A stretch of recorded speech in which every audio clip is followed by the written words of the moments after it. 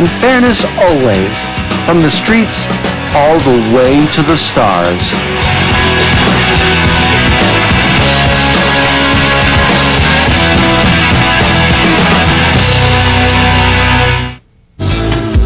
Welcome back to Aging in LA. I'm Paul Peterson, and today we are finding out all about the Braille Institute.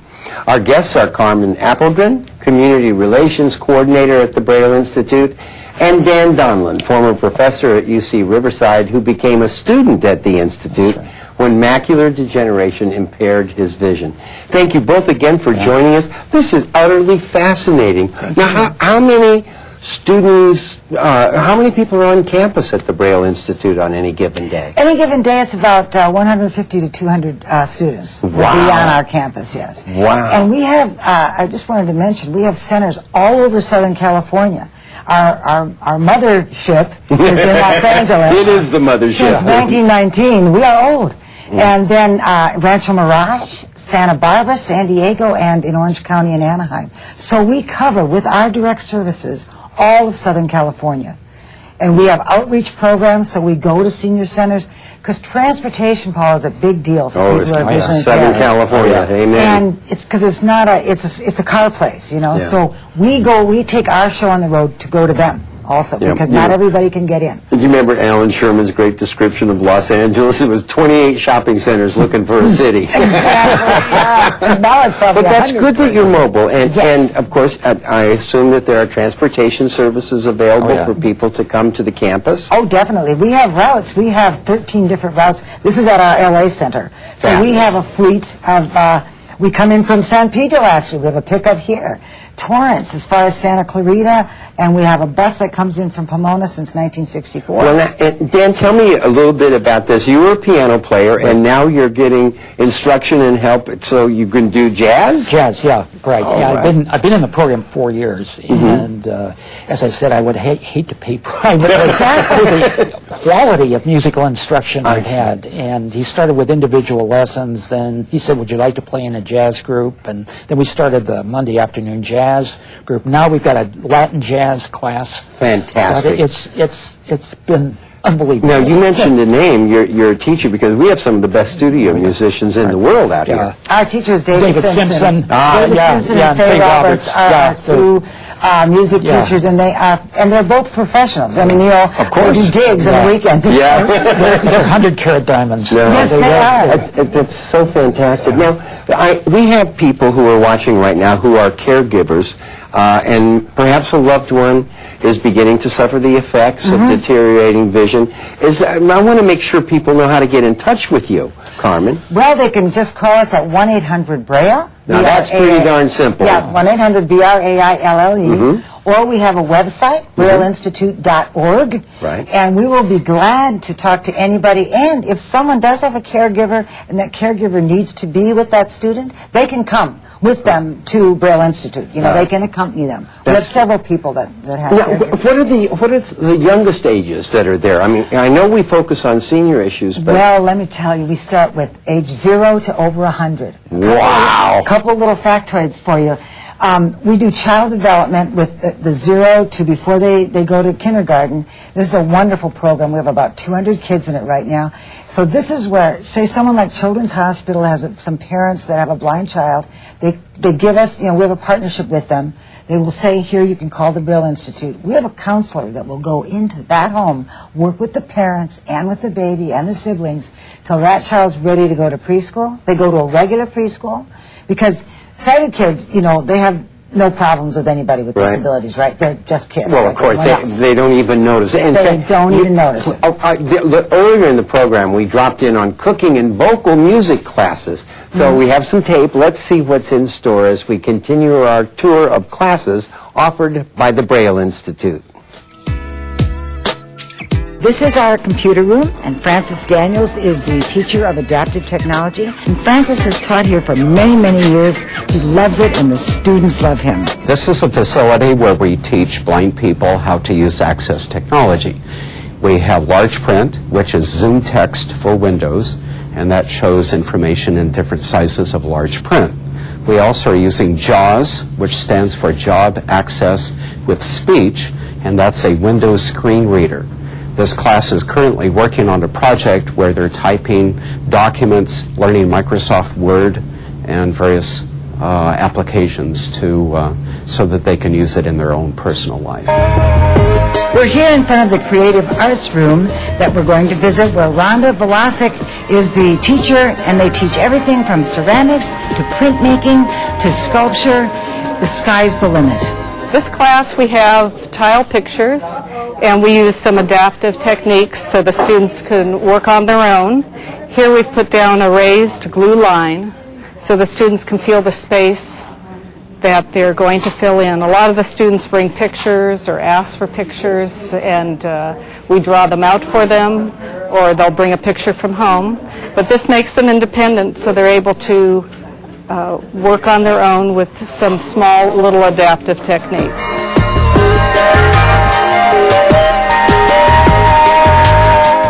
Mary's working on a picture of one of her guide dogs, and she loves to do tile pictures, and she always brings me difficult things, black on black, but she brings me pictures of the dog, and I tell her where to fill in, and she cuts all the tiles. Emery's cutting all his tiles into tiny little pieces. Helen's working with a volunteer, and she's working on some ceramic pieces. What are you making, Helen? I'm making what would you call it? Like a hanging basket to put plant, like A wall? in. Oh, a wall, Dried flowers, dried weeds. yeah.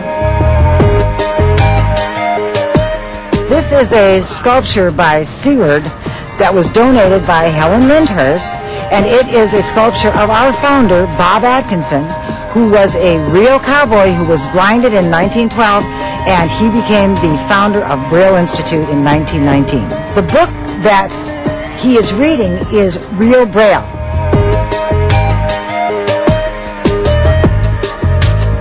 This is the Vista Store. We have many items here for the blind and visually impaired. Talking watches, talking clocks, talking calculators, talking scales, thermometers, anything that can help the blind person live an independent life. We also have large print address books, large print check displays, color readers, any kind of item you can think of that will help the blind or visually impaired person to live an independent life with the help of all of these different kind of cooking items, etc. Well, and Carmen, this is great to know because many people don't know where to go to get these assistive devices. That's right. That's fantastic. They can come here, they can go online, that we have the catalog is online, and you can just call us up and order it, and our clerks there will spend as much time as you need to describe anything. Tell me about the library quickly.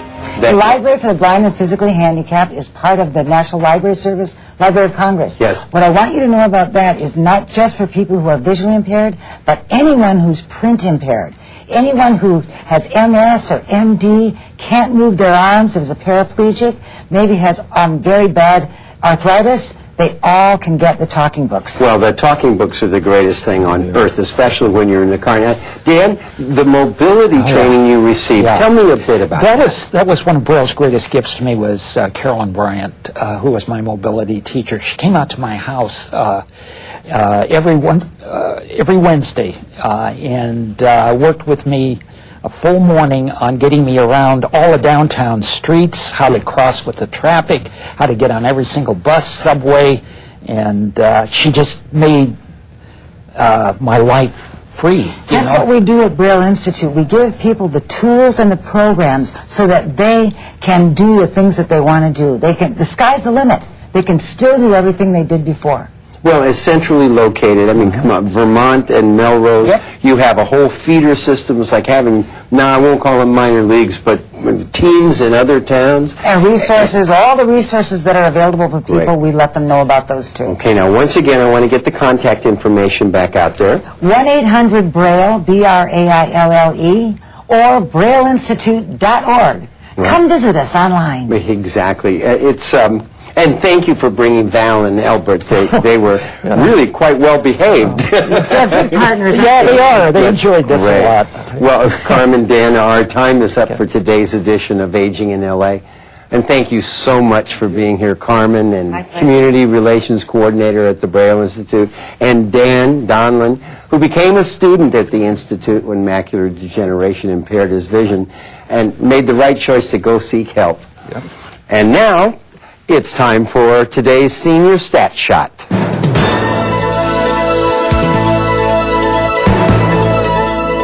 A rapidly increasing proportion of the aging population experiences eye problems that make simple daily tasks difficult or impossible even when wearing glasses or contact lenses. Severe eye problems are not just a matter of getting older. The risk of severe eye problems has been found to increase significantly with age, particularly in those over age 65. In the 18 to 44 years bracket, about 5.5% of Americans have had vision loss. For those 45 to 64 years old, 12% suffer a decline in their vision. From 65 to 74 years of age, 13.5% have vision loss. And if you are over 75, 22% of seniors your age have vision loss. So, compared to Americans 18 to 44 years of age, seniors 65 to 74 years of age were nearly 3 times more likely to report vision loss. And those over 75 years of age were more than 4 times as likely as those 18 to 44 years of age to have had vision loss. And that's today's Senior Stat Shot. The Los Angeles Department of Aging produces this program with CityView, Channel 35, so that seniors living in Los Angeles and surrounding communities are well informed on the many issues that face them in everyday life. And also to let you know of the many services that the Department of Aging offers our senior citizens. And we'd like to hear from you with comments on the program, what you like, what you think can be improved, and your ideas for future programs. Please give us a call. The number's there on your screen, area code 213-252-4088. That's 213-252-4088. Call us with your comments and ideas. We look forward to hearing from you. I'm Paul Peterson for the Los Angeles Department of Aging, the people here at CityView Channel 35, and all of our guests on Aging in LA. Thank you so much for watching. We'll see you next time.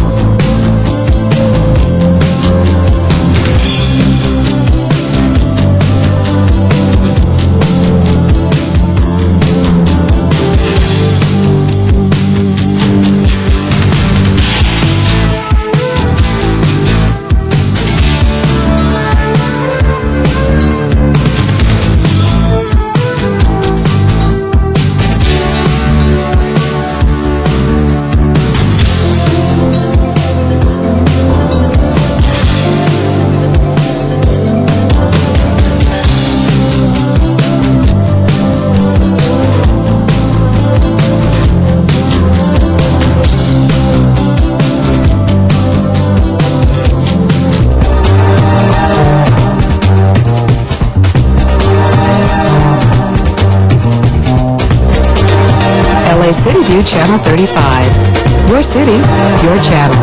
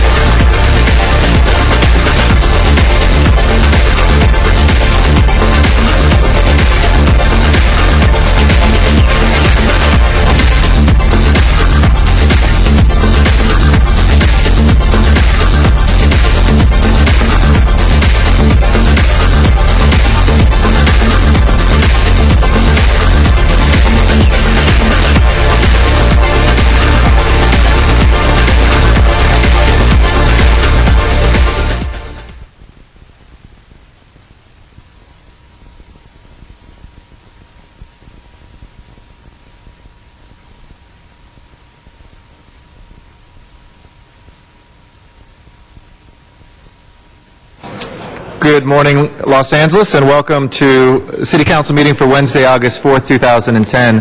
Thank you to those members of the public who have joined us here today for our meeting, as well as our viewers on Channel 35. There are 5 ways to follow the City Council here in person in John Farrow Council Chambers, in our remote locations in Van Nuys City Hall and San Pedro City Hall, via the internet through lacity.org, where you can catch live streaming webcasts of our council meetings, and we archive the footage for your convenience to pull up at any time as well.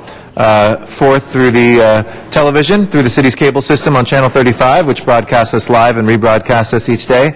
And then also through council phone, a telephone number you can call and listen in to the City Council at 213-621-CITY.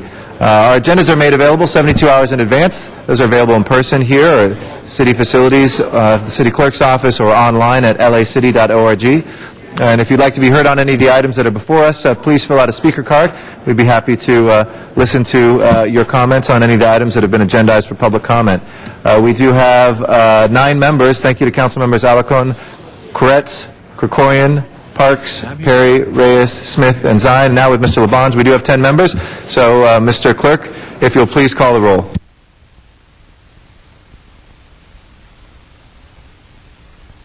Labange is here.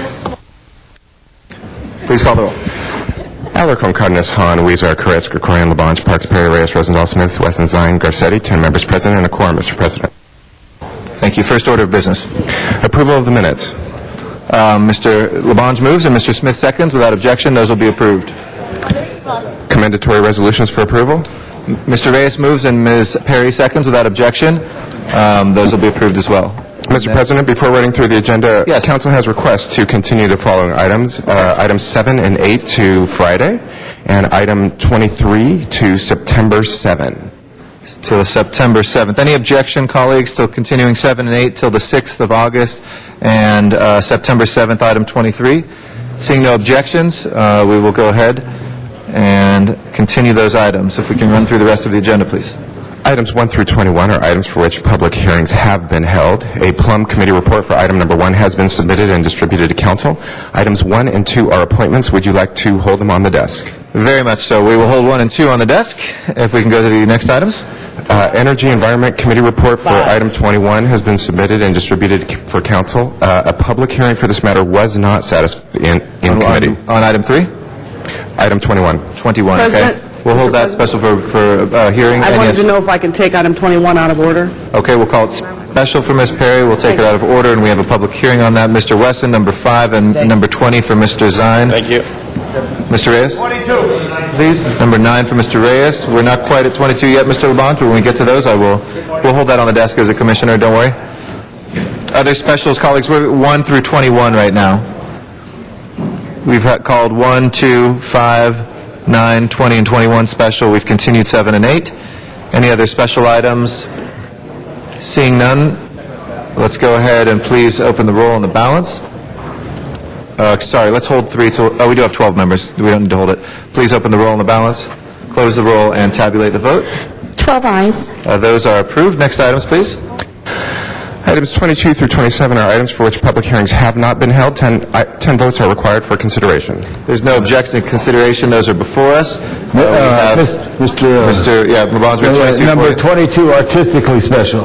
And we have cards also on that, which we'll take. Do we have cards on other items from this? We have 24. Yes, sir, we do. Item 24, 25, and 26. Okay. We'll close the hearing for 27. Anybody wishing to call 27 special? If no members would like to call item 27 special, Madam Clerk, will you please open the roll, close the roll, and tabulate the vote? 12 ayes. Those are approved. Next items, please. Item 28 is an item scheduled for closed session. Would you like to hold it on the desk? Yes, please. Let's hold 28 on the desk, unless anybody wants... Mr. Parks, do you recommend going to closed session on 28? Hold it until we find sanitation. Yeah, okay, great. We'll hold that on the desk. Next item, please. On the continuation, agenda item 29 is an item for which a public hearing has not been held. 10 votes are required for consideration. Without objection, that is before us, and we do have a card from that. We'll call that special as well. I'll take us to our general public comment. We'll come back to item... Ms. Perry, do you want to do is it all right as we usually do the commissioners before, and then we'll go to 21? Okay. Let's take public comment, though, before, and then we'll take up the commissioners and the director of planning. Michael Brody is our first speaker. After that is Dr. Clyde Williams. Mr. Brody here. There he is. Good morning, sir. Good morning. Good morning, honorable council members. I own a 4-unit apartment building in North Hollywood, and I was extremely surprised when I read that my expenses were down 0.6% when in fact they keep going up every year. So I was curious as how that happened. So I did an online search and found the Bureau of Labor Statistics of the U.S. Department of Labor. These are the people who create and maintain the Consumer Price Index, the index which the RSO report says is the best available measure of increased operating expenses and therefore the best available benchmark for setting rent increases. In fact, the Consumer Price Index is an index for the expenses of wage-earning urban renters. And specifically in Chapter 17 of the Handbook of Methods of the Bureau of Labor Statistics, on page 3, excluded goods and services. Purchases of houses, antiques, and collectibles are viewed as investments, expenditures, and therefore excluded. Neither the CPI nor the cost of living index measures changes in direct taxes, and those are excluded. Business expenses and real estate costs are excluded from the Consumer Price Index. So therefore the statement that the CPI is a good measure in order to deny me the ability to have the minimum annual 3% rent increase, and I don't always increase everybody's rent, but when I need to, I should have that, and it shouldn't be denied based on a false statement in the RSO study and released by the LA Housing Department. So I hope that when the time comes that all the honorable council persons will take this into consideration and not approve any new ordinance that would take away my ability to recover my cost of my rental business. Thank you very much. Thank you for your comments this morning. Dr. Clyde Williams is next. He'll be followed by John Walsh. Good morning.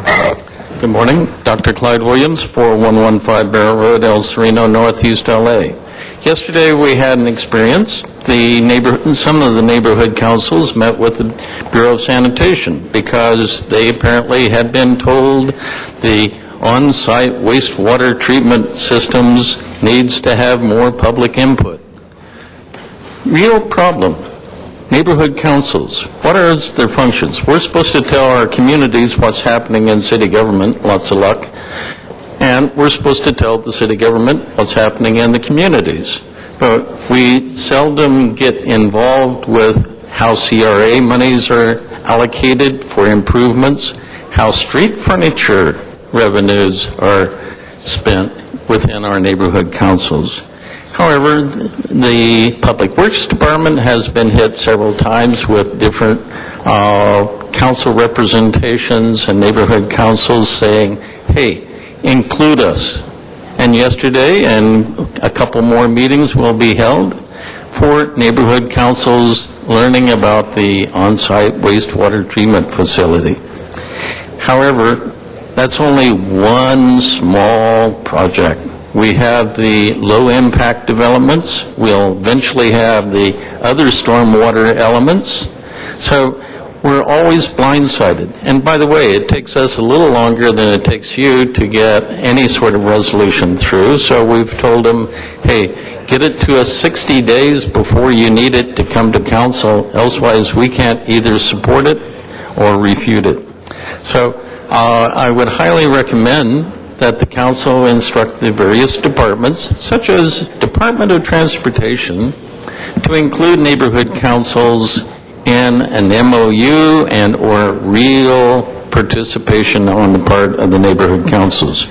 We have a lot of projects, and nobody told us that in 2009 there was a call for projects for transportation. Maybe they'll tell us when the deadline is for the Department of Transportation call for projects to go to MTA soon. Thank you. Thank you very much. John Walsh is our next speaker. After Mr. Walsh will be Steve Twining.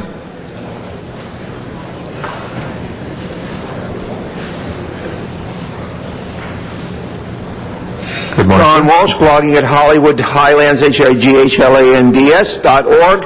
Email at HollywoodDems, DEMS, at gmail.com. This is my once-a-week attendance at City Council. I'm not an addict. I may quote the ancient philosopher Lao Tzu, who said, everything in moderation, including moderation itself. Let's take a look at the badges. Remember, you don't think they're paying attention to me? They had 2 color badges, remember? Then a hidden directive. Now we only have 1 color. Why did we have 2 colors? Because the second color was for illegal aliens, people who could, you call them, I call them undocumented workers, and welcome to the country. And I'm telling you, you had a different color for them if you couldn't produce ID. Okay. And as far as false ID is concerned, I have now a laminated flyer from 2 companies here in LA, in the city, with their phone number. They are advertising, and I will put it on HollywoodHighlands.org. They have the gall to advertise false ID in 10 minutes. If you're interested, fine. But you're not going to be interested until the media picks it up. Now, as far as the mayor's speeding accident on the bicycle, who are the mayor's doctors? We'll hear only his version. And everybody in this council knows the word is out, what the doctors told him. He will never regain full use of his right arm. I know it, you know it, the media knows it, everybody knows it, and if you want to see it in print, there's only one place on earth you can see it, HollywoodHighlands.org. And if you have more information to give us the email. Thank you. Thank you, Mr. Walsh. Just for folks' information, you can come up forward, Mr. Twining. Item number 26 is called special. It's just not appearing on the board for some reason, so don't worry if you have a card in for that. Mr. Twining, and then after that will be Arnold Sachs. Good morning, council people. First public comment is that PA Consulting should be paid. It was an honest consultant that did a good job for the city council, and they should be paid. I understand that the commission is going to pay them finally. Second issue is pensions. Thank goodness for the city of Bell awakening the issue. Please see today's LA Times. Pension costs to LA to balloon. Third issue is potholes and the condition of our streets, particularly in West Los Angeles, Drive, Sunset, Wilshire, Innie Canyon Road in West LA. It's worse than an undeveloped country. The condition of our roads is terrible. Fourth, the selling of long-term leases of city property is ludicrous. The garage at Hollywood and Highland, I was there the other night attending a movie at the Egyptian Theater, $2 for validated parking. Why don't you raise the rates instead of selling the facilities or leasing the facilities? It doesn't make sense. That's all they're going to do is raise the rates. And the fifth item is, where are we on 3010 or 1030? When are we going to get a democratic response to this issue? Does anybody know? Thank you. Thank you very much, Mr. Twining. Appreciate your comments and your questions today. Arnold Sachs is our next speaker. Doug Haynes will follow Mr. Sachs. Good morning. Thank you. Good morning. Arnold Sachs. It's days like yesterday that I thank God that I went to the County Board of Supervisors meeting. 3 hours discussing a billing situation. The minnow was only on a 3-hour cruise. You spent 3 hours discussing a billing situation. Talk about, stealing from the public. But thankfully, the city attorney has said the city is not stealing from the public. We have his word. The city council attorney. The city, and he's correct, the city is not stealing from the public because the city is not really a live entity. But the leaders and the policymakers, they're the ones stealing from the public. Correct me there, Mr. City Council Attorney, please. but 3 hours. And it's good to hear or read in the newspaper that the unions were involved in some of that discussion, but I'm waiting for them to be involved in the $20 million that you failed to get, the extra $20 million you failed to get that was offered up by Friedman, who was heading the DWP. Why you didn't get that $20 million? October 1st is fast approaching. You have like 5 more meetings, then you go on your 2-week vacation, 2-week summer recess, then September, and then October 1st when the new budget year starts. And that's when the mayor plans to have the budget year from 2009, 2008, 2009, or 2009, 2010, balanced by the sale of the parking garages. What happens if you're $20 million in the hole? Don't cut services, don't cut employees.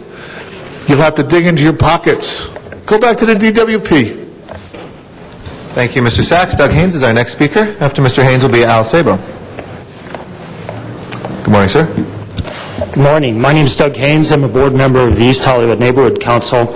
And on behalf of my neighbors, I want to let every council member know that this city is not actively enforcing the medical marijuana ordinance that you enacted in June. In my neighborhood, a marijuana dispensary is operating in a non-conforming building in the R3 residential zone. There are 2 single-family homes immediately adjacent to this dispensary and an elementary school less than 1,000 feet south of it. Under the new ordinance, it is explicitly illegal for a dispensary to operate at this location. In June, this dispensary closed down when the law went into effect. In July, however, it reopened apparently after the operator realized that the ordinance is not being enforced. This dispensary in my neighborhood is nothing more than an outlet for gang members and tokers with a clientele of males and females aged 18 to 25 with no apparent physical problems. I and my neighbors have never seen anyone older entering this business, but what we have frequently seen are high school students waiting while gang members purchase the marijuana to resell to them. This dispensary also has 2 air conditioners operating 24 hours a day, leading us to assume that its marijuana is grown on site. Building and Safety refuses to get involved with any marijuana dispensary. The local police won't touch this matter either, saying that this city council hasn't given clear direction to them on how to proceed. Instead, only Metro Narcotics handles these cases, but the officer I spoke with stated that unless our councilman calls and states that this dispensary is a priority, they do not have the resources to deal with it and hundreds of others. To open a liquor store, bar, or strip joint in Los Angeles requires public hearings and strictly enforced conditions. To be a pot dealer in LA apparently requires nothing but a rent deposit and open arrogance for the law. Councilman Garcetti, this is your district. These are my neighbors. Will you help us on this matter? Your staff, unfortunately, hasn't been effective on it. We really need your assistance. Thank you very much. And thank you, Mr. Haynes. We actually have been in direct contact on that particular one with the City Attorney's Office for enforcement. From the first moment that we've heard about that, the City Attorney is moving forward. We can't obviously speak too publicly about what's happening, but at the moment we heard about that, we have acted, and they do have a very effective record throughout the city so far on ones that they're working on. So rest assured we'll continue to push hard on that, and thank you for bringing it to our attention. Thank you very much. Al Sabo is our next speaker. Steve Diaz will follow him. Good morning, Council. I'm Al Sabo, a resident of downtown Los Angeles and a member of the Los Angeles Community Action Network. In an article titled Money, Power, and Corruption in L.A. that recently appeared in the North Valley Reporter, it was reported that 99.93% of all council votes were unanimous. This shocking fact shows just how controlled the council, how lacking in independence of thought, and how submissive members are to the directions they are giving, following blindly like sheep. Considering this fact, it seems amazing that the proposed and defeated rent moratorium fell only 2 votes short of passing. Perhaps there's hope yet. If 6 members had enough courage to stand up to big business and big money, perhaps 2 more of you will not only see the truth, but will also vote for the truth as concluded in your own $1 million study. In truth, You who hold City Hall offices owe your elections to unions, developers, contractors, and the flow of money that comes through lobbyists. It's a vicious circle in which the only interest that doesn't count is the public interest. Several of you are totally entrenched with the developers. How else can you explain that a member from the 6th District and another from the 9th District showed up in support of Amerland at a CRA meeting for a project not in their district, but in the 14th District? If you haven't heard, incidentally, Amerland, as executive officers, have been recently indicted on manslaughter charges. This is what happens when City Hall runs amok.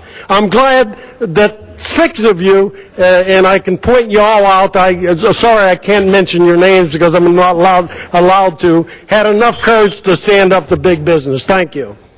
Thank you, Mr. Sabo. Steve Diaz is our next speaker. After that, Richard and Van Nuys. This is just a friendly reminder that it has been over a year and a half since the City of LA and the City Council body invested $1 million of the Los Angeles Housing Department's money that was paid to by tenants in the City of LA into $1 million study that was a comprehensive review of the LA Rent Stabilization Ordinance. To this date, there has not been the total package of reviews brought back to this body, and there has been no movement that the public has known about to the reforms to this body. Every 10 years, the city has talked about reforming the RSO and has conducted reviews. Our 10 years are up. The $1 million have been used. Where are the reform packages? I understand that the council member of Housing Committee have started these conversations, but yet people are being impacted as we take time to wait. We understand that people in the City Council is dealing with budget shortfalls. Tenants have been dealing with budget shortfalls for a long time as well. Thank you. Thank you, Mr. Diaz. Our next speaker is Richard, I assume, Nightingale and Van Nuys.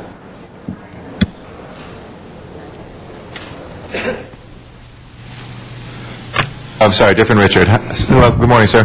Good morning. Richard Hopp. This is to the 5th District Council member. As of this date of this writing, I am not in receipt of a written response to my Public Records Act request dated July 16, 2010, and received at the 5th District Council District Office, Sherman Oaks location, on July 19th. As you must know, a written response is required pursuant to California Government Code Section 6250 Esquire. This is a me confer to avoid the filing of a petition to compel a response. As a government staff member, you have the duty to respond to any California Public Records Act request. Your failure to do so is a breach of the fundamental truths upon which this country was founded. If any aspect of this letter is not clear to you, or you dispute any of the demands I have made, please contact me immediately so that we can resolve the matters.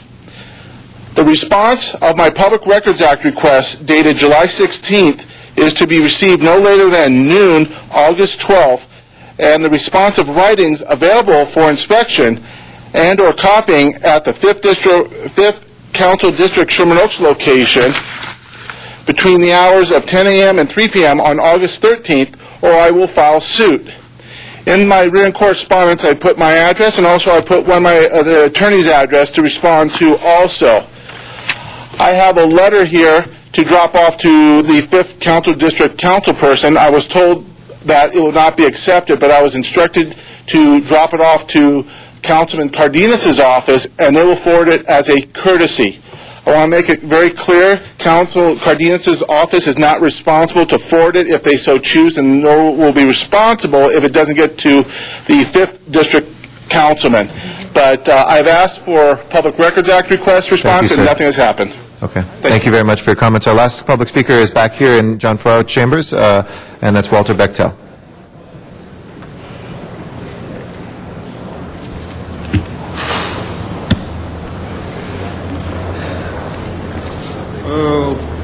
Okay, good morning. I came back here because I wanted to reemphasize this thing about the reusable bag thing here. I gave the bailiff a copy of the article I've been telling you about that was in the Los Angeles Times for September the 8th, 1977. Page F15, column 3. It's entitled, New Trash Bag Disintegrates Under Sunlight. I hope when you read this, if you get a chance to read that, that doesn't mean it has to, the bags actually have to go through sunlight. They can be put through an ultraviolet ray treatment situation. I believe that that they had something like that set up years ago. It doesn't mean that we have to do away with plastic bags. It means that all you have to do is use these bags that disintegrate.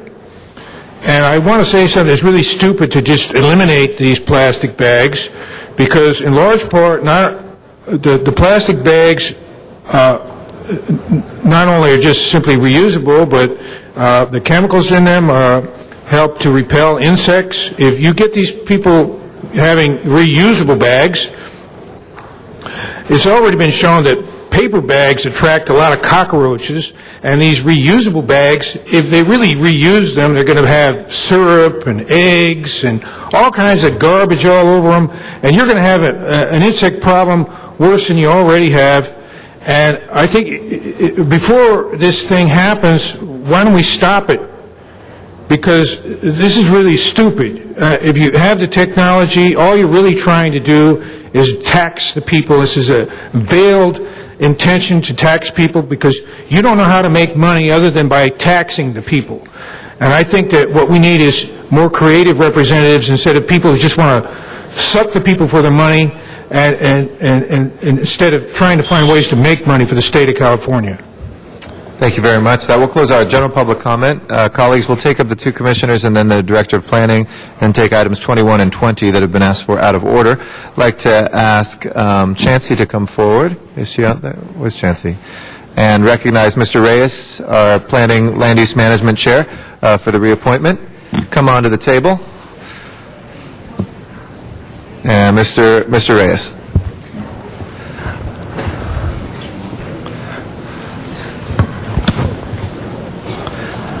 Good morning. Good morning. Thank you for joining. Can you please introduce yourself and speak to the position that you're being appointed? Hello, council members. My name is Chancey Martorell, and the mayor's asked me to accept a reappointment to the Central Area Planning Commission, again for another 5 years. And colleagues, I want to first thank you for your hard work.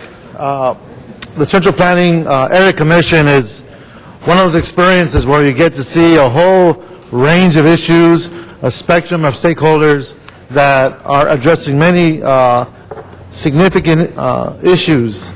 And I wanted to ask you, in your 5 years, in terms of working with this commission, what are the policies that you felt were the most challenging, and how do you see at the end of the 5 years, what would you like to leave behind?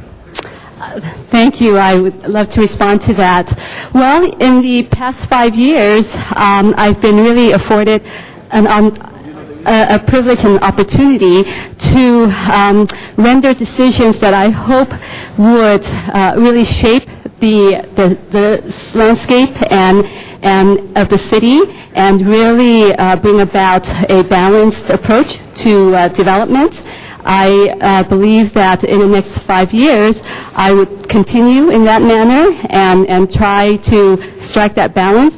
In planning, as everyone knows, there's many competing interests, and the really key to good planning and to do real planning is to really strike that balance, to also ensure that you mitigate any negative impacts from developments, and that you're able to facilitate development that's in the interest of the public welfare, leading to an improved quality of life for our residents as mandated by the city. So we want to make sure that there are going to be community benefits for all involved, whether it be economic development and revitalization or affordable housing, preservation of the historic core, and compliance with community plans, and what have you.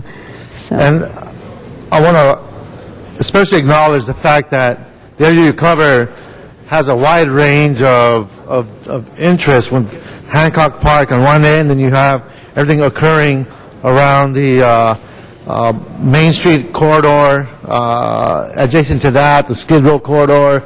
So there's been very exciting chapters in that area, and I want to thank you for your stewardship in guiding that policy discussion and trying to strike that balance when we talk about where will people live versus how we stimulate the economy and how we become business friendly. And they don't always go hand in hand, and it's a very, very difficult balancing act. For that, I thank you.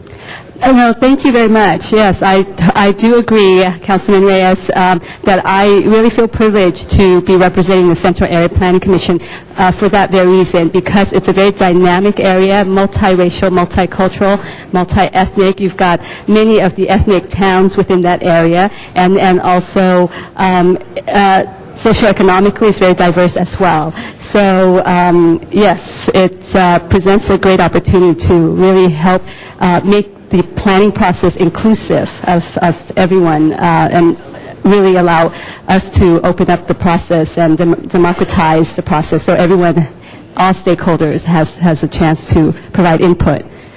Well, thank you again, and colleagues, I recommend a yes vote, and I want to thank you again for your hard work. I look forward to working with you in the future. Thank you so much, Councilman Reyes. Thank you very much, Mr. Reyes. Mr. Garcetti, President of the City Council. Thank you very much, Mr. President, and thank you, Mr. Reyes, for your great guidance and your positive words.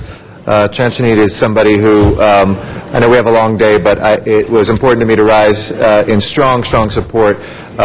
Chancey embodies to me what we want in citizen commissioners. And colleagues, this is somebody who directs the Thai CDC, who through her experience has built affordable housing, who has helped small businesses, who has worked with us closely on streetscape projects. I think all of us in our districts have a handful of people that we most admire and most enjoy working with. And certainly in Council District 13, after 9 years, Chancey, I want to personally thank you for what a light you have been to Thai Town, East Hollywood community.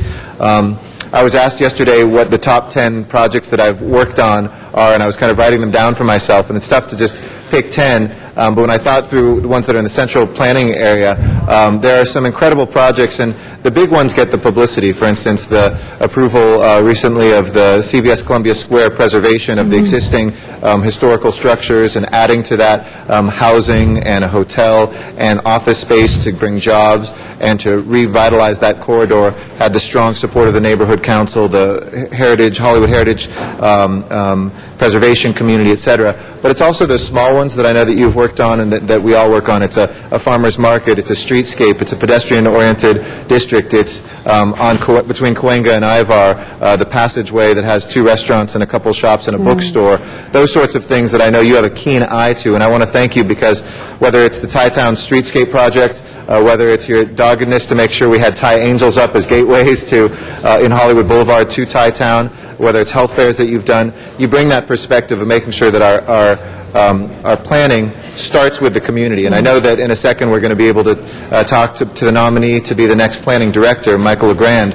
And while it's important for us to have fair movement of projects once people settle what those differences are, it's just as important to look at the big picture. In fact, it's more important to make sure our community plans are updated regularly, to make sure our city plan, general plan is updated regularly, and to make sure that communities feel empowered about that it isn't development happening where they have to play defense. And knowing that you are there, it's not that the community has a friend, the community is there at the table. So I ask for your strong support, colleagues. This is a super area planning commissioner who maybe one day will even be a city planning commissioner too. But thank you for volunteering. Thank you. Again. Thank you so much. That was so wonderful. Thank you. Thank you. I'd like to also acknowledge in the audience with me are some supporters from the community and my family. My mother's here, my mother-in-law, my oldest son, the Consul General, Thailand, and members from the Thai American Chamber of Commerce of Southern California. So we can recognize them. Thank you. As well as the Thai Association of Southern California. They're really here to provide some support. And on that, are you the only Thai American commissioner in the city of Los Angeles? Yes, as far as So I know. we have the largest collection of Thais outside of Thailand, and it's a great start. And I think Mayor Villaraigosa did a great job appointing you, but you also should help us look in other places where we can recommend to the mayor other Thai Americans who can serve and be a part of our city system as well. Absolutely. Thank you. Thank you very much, Mr. Rosendahl. Yeah, I mean, you are a reflection, and you honor the Thai community. You honor all of us by actually stepping up to the plate. My big question is affordable housing. Yes. Okay? We don't have enough affordable housing. Yeah. How do you see yourself addressing that over the next few years? Yes. Well, in the course of the time that I've been on the Planning Commission, I've really made a point of really determining whether it's feasible to include some affordable units in some of those housing residential developments that are market rate or that are luxury housing. If in any case where we are examining the project, there are public subsidies in the project, then we feel strongly that there should be a community benefit. So we make a strong urge to developers that there be some affordable units before it could pass muster and also get all the permits that we approve. And so we do try to make sure that there is some affordable housing. And it's really a delicate balance because some developments are by right, and if there are no public subsidies, it's really hard to really force that on developers. And so I think it's a bigger issue that's got to be vetted out in a way that makes housing part and parcel of any development, that requires some policy making, and that is outside of the jurisdiction of the Planning Commission, unfortunately.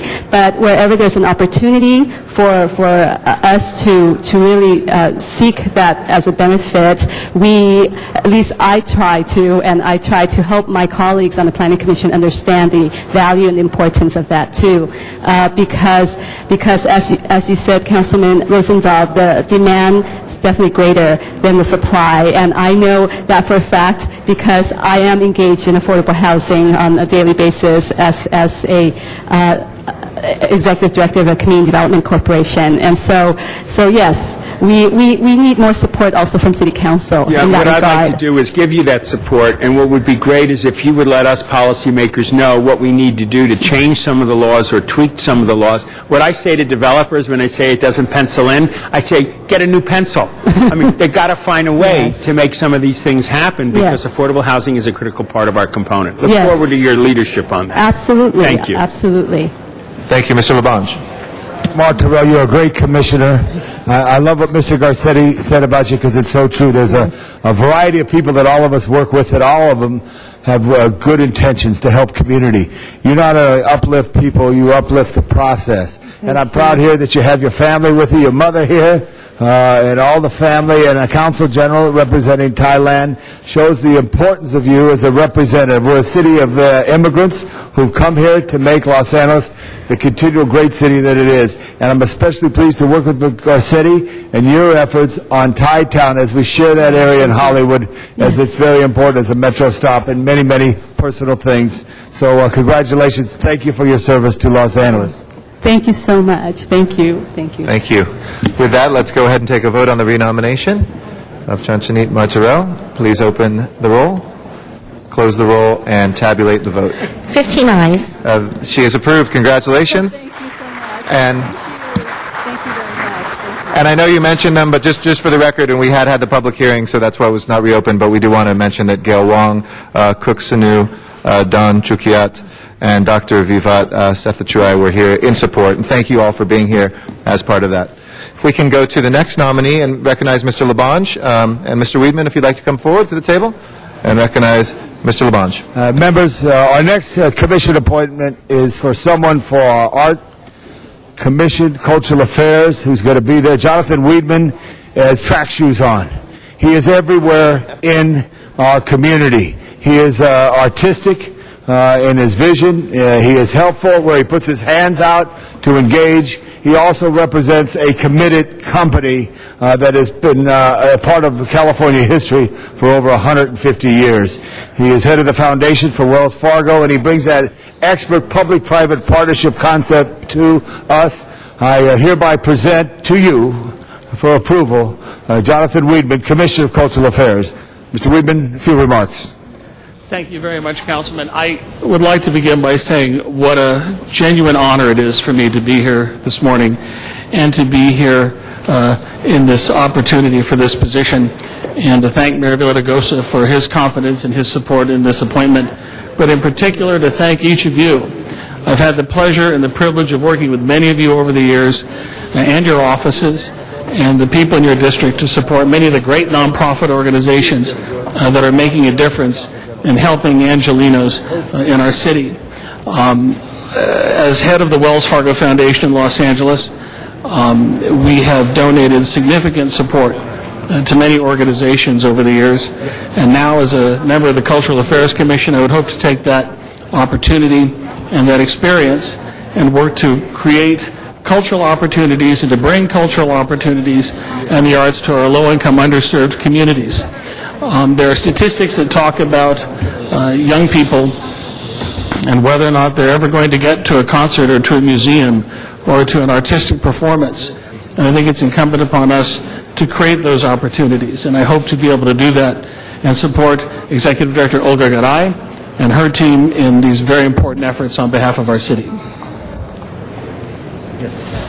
So, members, it's important for us to look at this opportunity to have a commissioner who's going to help us bridge the gap that Cultural Affairs has to suffer in this time, and having someone who has that great experience from the private sector, from a foundation, will certainly help that. So, Jonathan, I certainly support you. Thank you for your commitment to Los Angeles, Mr. Villaraigosa, for the nominee, and I ask for an aye vote.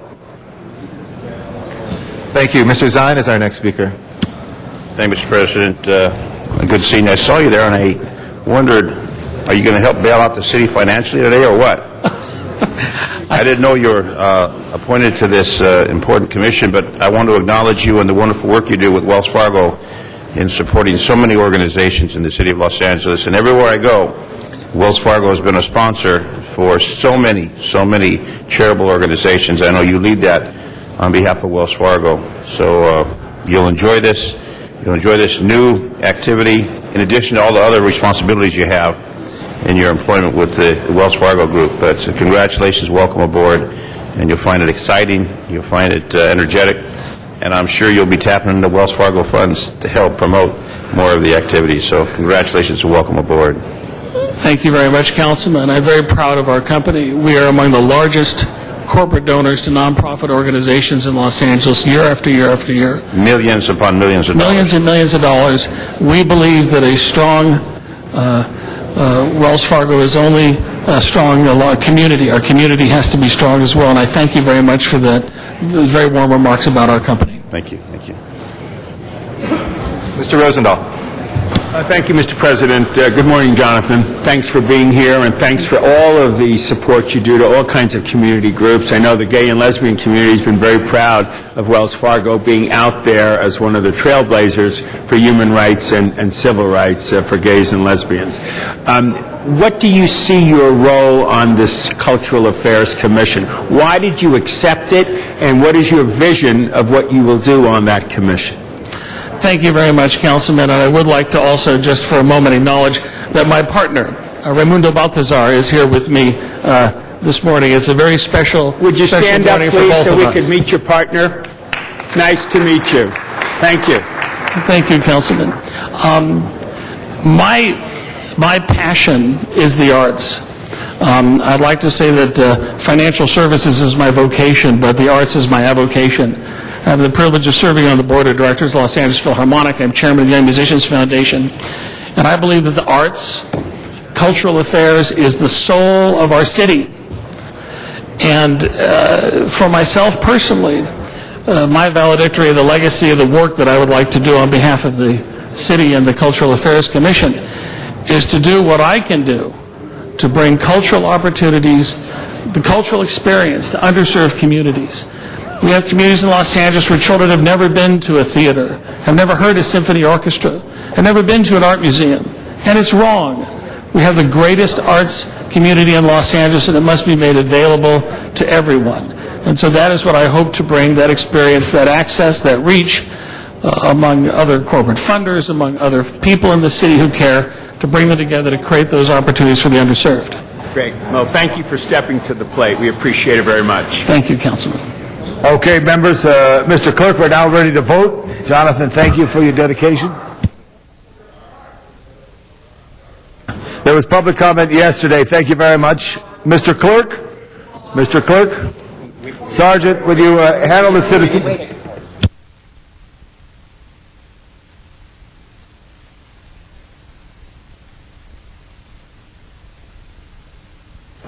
Mr. President, there is public comment in regards to this matter. No, thank you very much. There's a correction, and please, the gentleman in the back, please don't call out like that.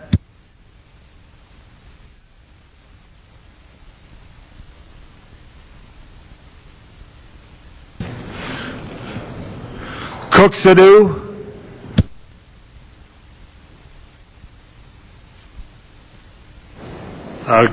Good morning, members of the council, and that wasn't me yelling, if you didn't notice. A friend of mine, but not me. It's an honor to be here this morning and to speak in support of John, a dear friend, but also a colleague in the field of work in the city. And I think that the mayor made an excellent choice, and you're about to confirm an ideal candidate, because Mr. Weidman, although we speak well of Wells Fargo could not do the work without the leadership of such people as Jonathan Weidman. Jonathan understands both the economic strata of the city, and that is extremely important. He understands the cultural and ethnic breadth of the city, and by understanding both the depth and the breadth, he will be an excellent commissioner in terms of helping to weave this fabric of the city into the great potential that it has and the great potential that it has already achieved. But I know that we're going forward in the right direction when we have people like John at the helm. Thank you very much for the opportunity. Thank you very much. John Walsh.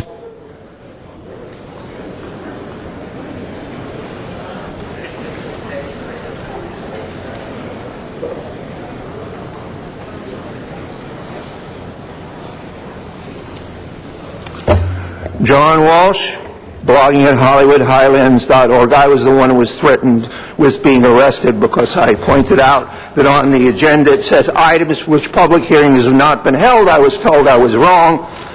The Murphys fought in the Revolutionary War. They were nasty. And there's not a person in this room that doesn't owe my ancestors some respect. And they were progressives. I'm telling you right now, I'll finish with this gentleman. Thank you for the millions and millions that Wells Fargo gave us. But I want him to thank us for the trillions and trillions of dollars that we, the taxpayers of America, gave to the banking system. HollywoodHighlands.org. That will close public comment on this. It's time for the vote. If we can please open the roll. Oh, hold on one moment. We need the vote clerk to actually do the vote. So, Madam Clerk, if you open the roll, close the roll and tabulate the vote. 15 ayes. Congratulations, Mr. Weidman. We'll send that forthwith without objection. If we can ask Mr. LeGrand to come forward next.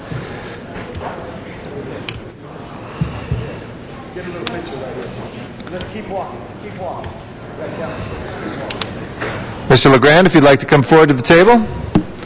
And we'll recognize again the chair of our Planning Land Use Management Committee, Mr. Reyes, for some introductory remarks on the nominee to be our next Director of City Planning. Thank you, Council President. Colleagues, as you know, we are in a state of transition in the Planning Department. Mayor Villaraigosa has recommended Mr. Michael LeGrand to be the permanent Planning Director.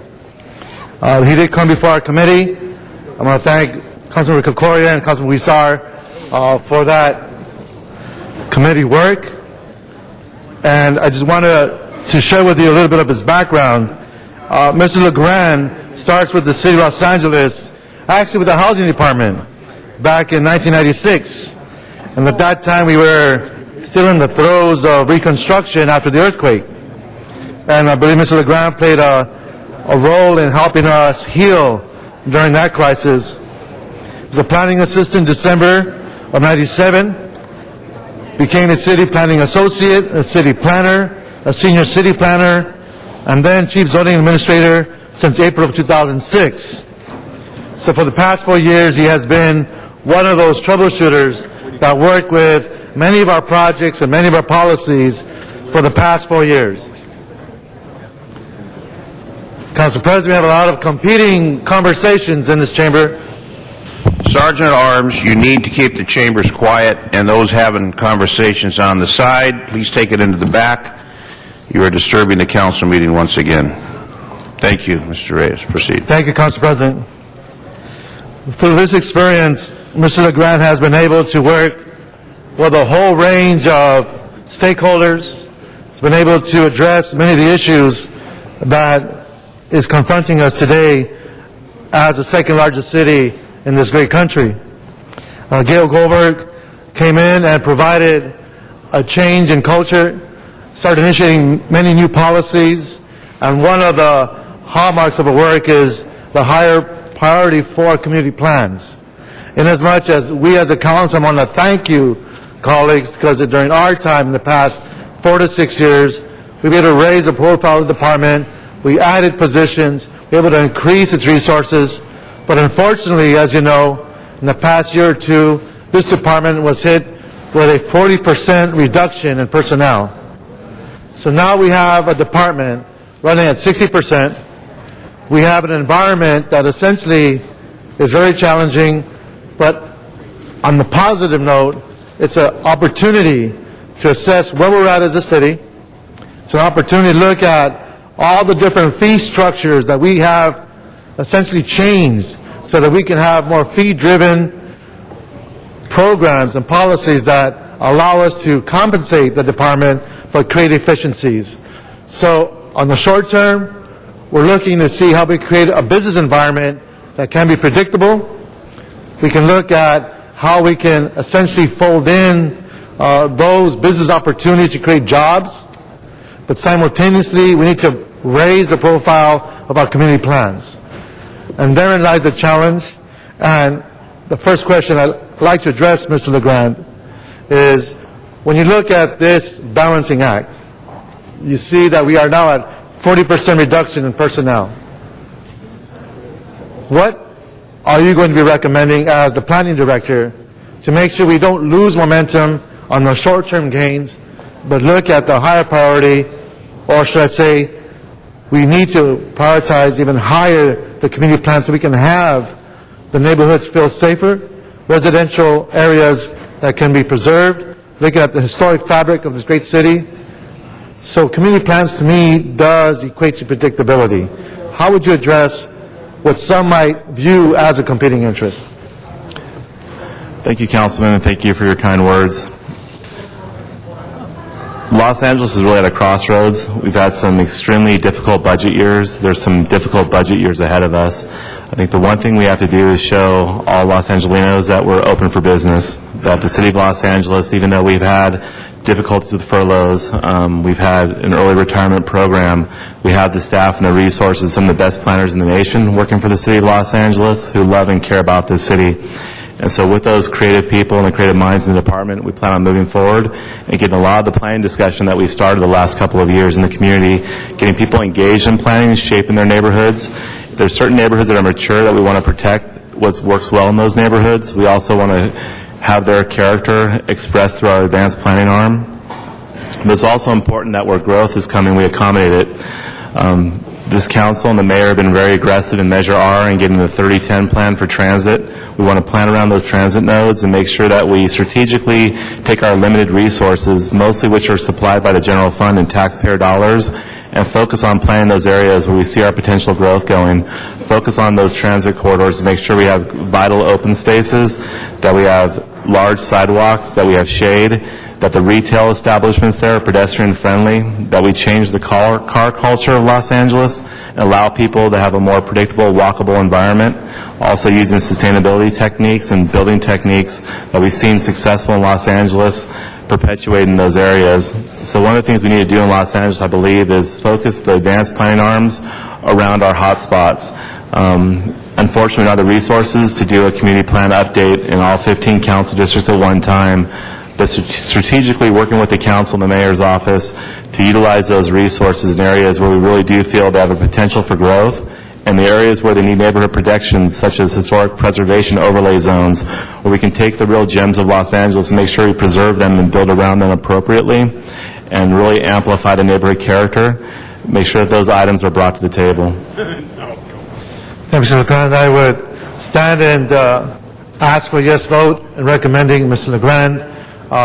What's strategic about this appointment is that we don't have to go with a 3 to 6 month search.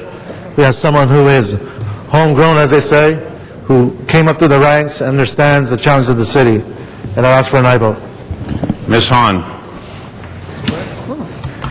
Thank you, Mr. President. Well, you know, Councilmember Reyes started off by painting a very bleak picture of your department, a very bleak picture of, you know, the economy, sort of a, you know, really difficult situation. My question is, you know, are you sure you want this?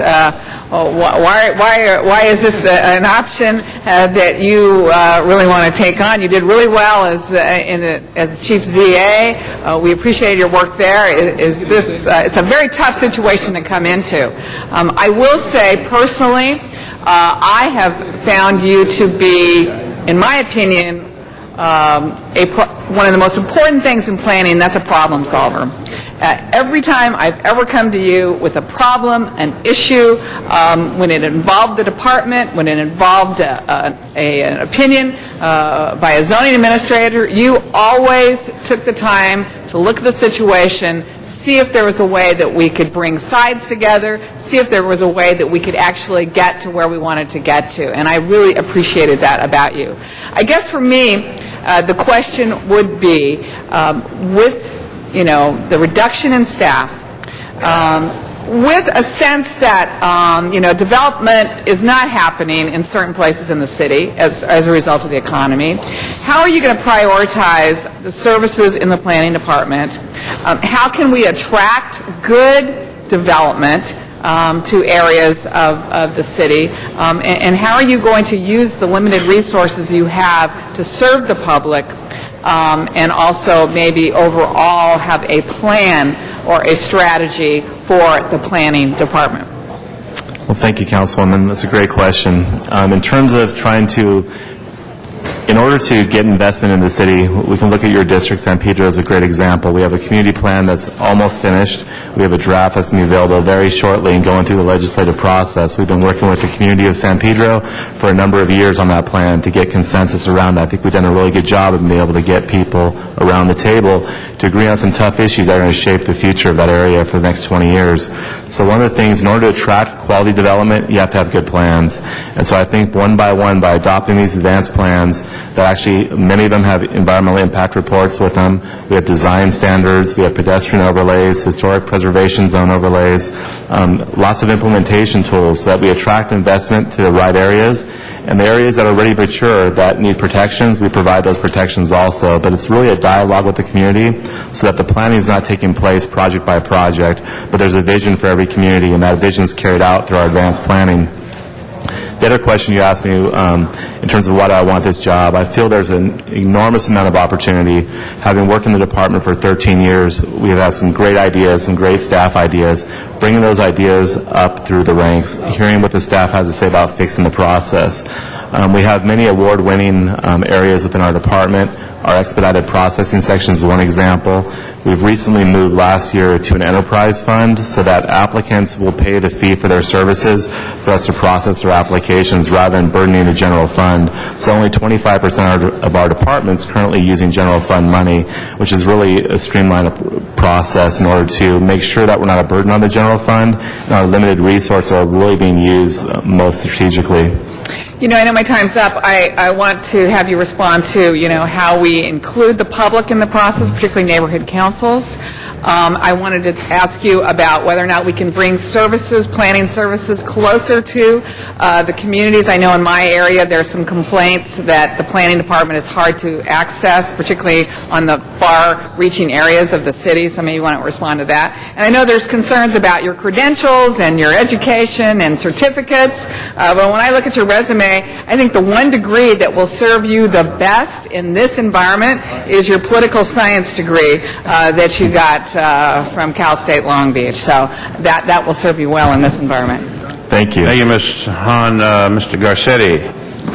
Thank you very much, Mr. President. I do have some comments and questions, but I do know there's a lot of folks that are here. I would move that we reopen at least a minute for folks to be able to be heard. This is one of the most important appointments we have, and even though Mr. Reyes had a hearing in committee, I would move that I think there's 11 cards that we give at least a minute to each of the speakers to be able to hear some input actually from community members, so if there's no objection, and then I'd reserve my time to ask some questions. We will do that then. Matt Smith. Followed by Lisa Sarkin.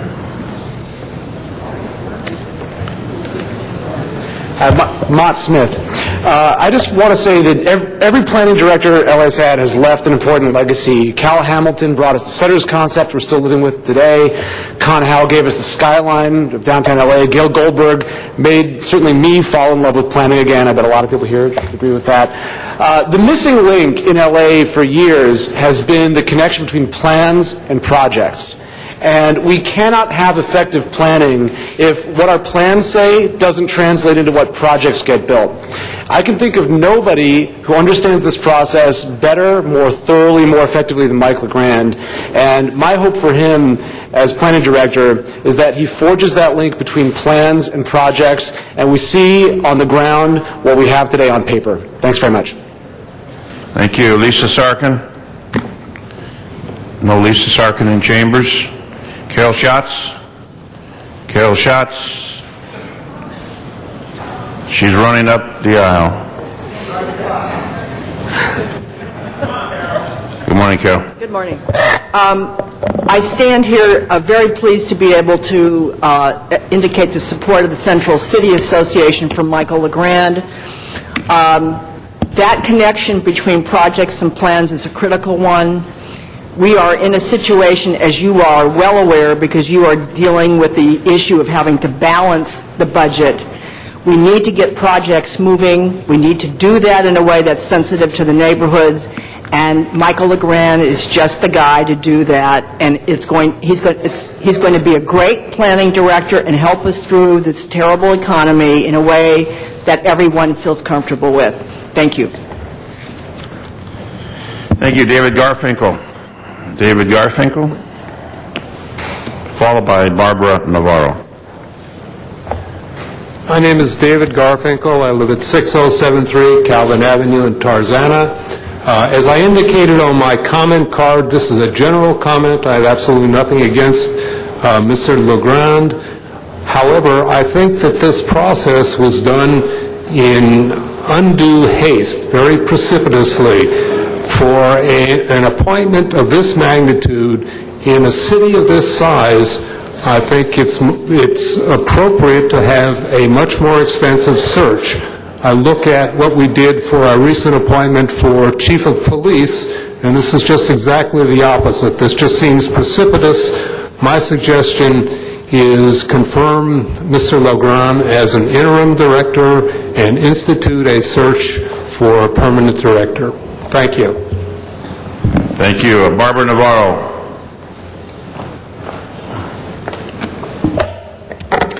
Good morning, council members and staff. I'm Barbara Navarro from San Pedro Electric Sign Company in Wilmington, and I'm also speaking on behalf of Gus Navarro, owner and president of Spesco, and also as a board member of California Sign Association. It's with grand pleasure that we support Mr. Michael Legrand as the city's new planning director, and we admire his experience and dedication and have no doubt that he will make Los Angeles a better place to work and live. We look forward to working with him. Thank you. Veronica Perez.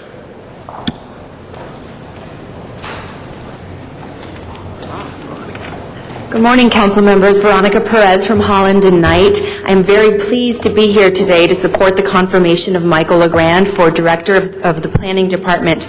Over the last several years, I've had the privilege of working closely with Mr. Legrand on a variety of issues. In each instance, he has demonstrated not only a keen sense of responsibility for the department's stewardship of our city's built environment, but also a clear cognizance of the economic engine that is supplied by our city's planning function. He's a realistic problem solver that understands goals and finds efficient ways and effective ways to advance those goals.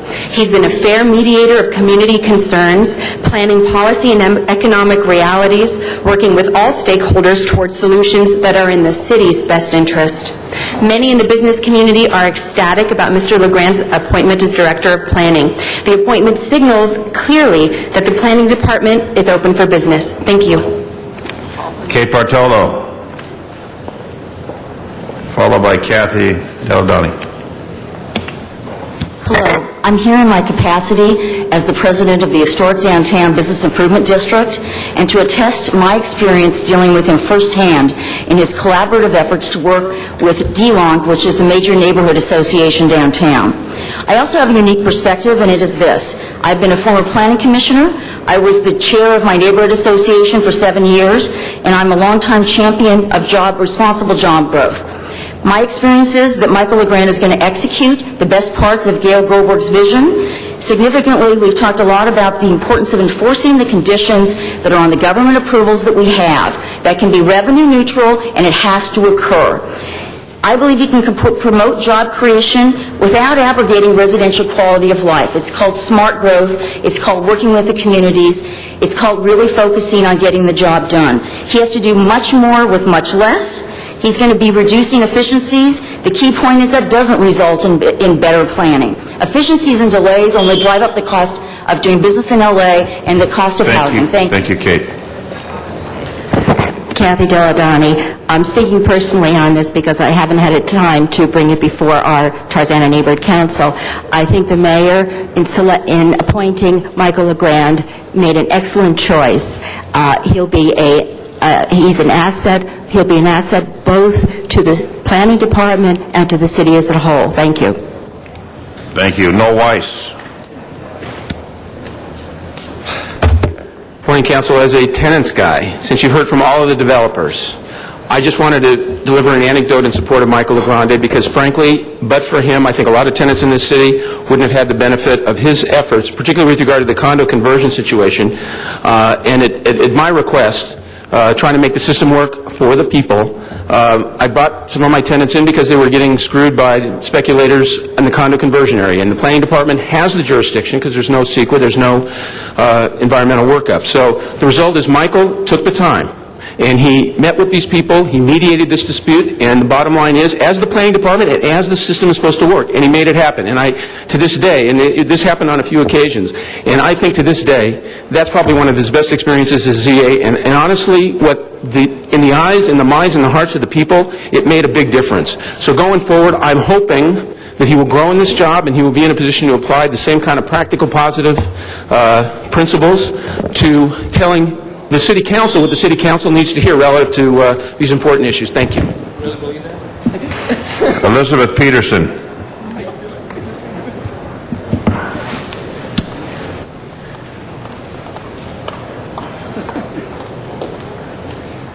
Good afternoon, council members. I'm here to hail Michael Legrand in his work with community as well as business. I own a land use company. I do a lot of infill work. We put a lot of jobs on the street. Michael has always been available to work with us, to make sure that it has a significant and positive impact in the residential areas, and that we've been able to accommodate both business and both community in his work. There's not been a job that has been too small for him to take the time to meet with the owner of that business. He has always taken time. He is always available. He always finds a way to craft conditions that are appropriate and help smaller businesses get open swiftly. The expedite unit in the planning department has changed everything. There would be literally probably hundreds of businesses not open today without that project because they could not wait, they could not sustain, they could not go through the time clocks to get through. So he has done an amazing job and is a great partner. Thank you. Thank you. Nicole Shahanian.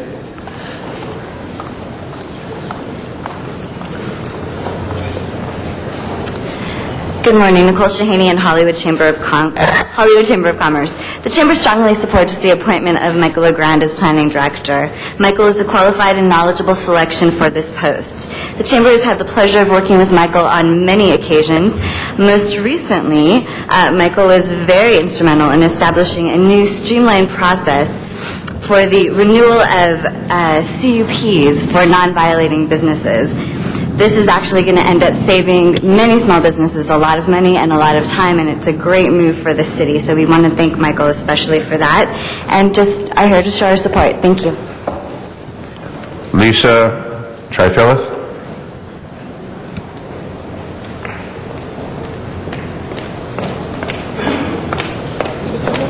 Oh, Lisa.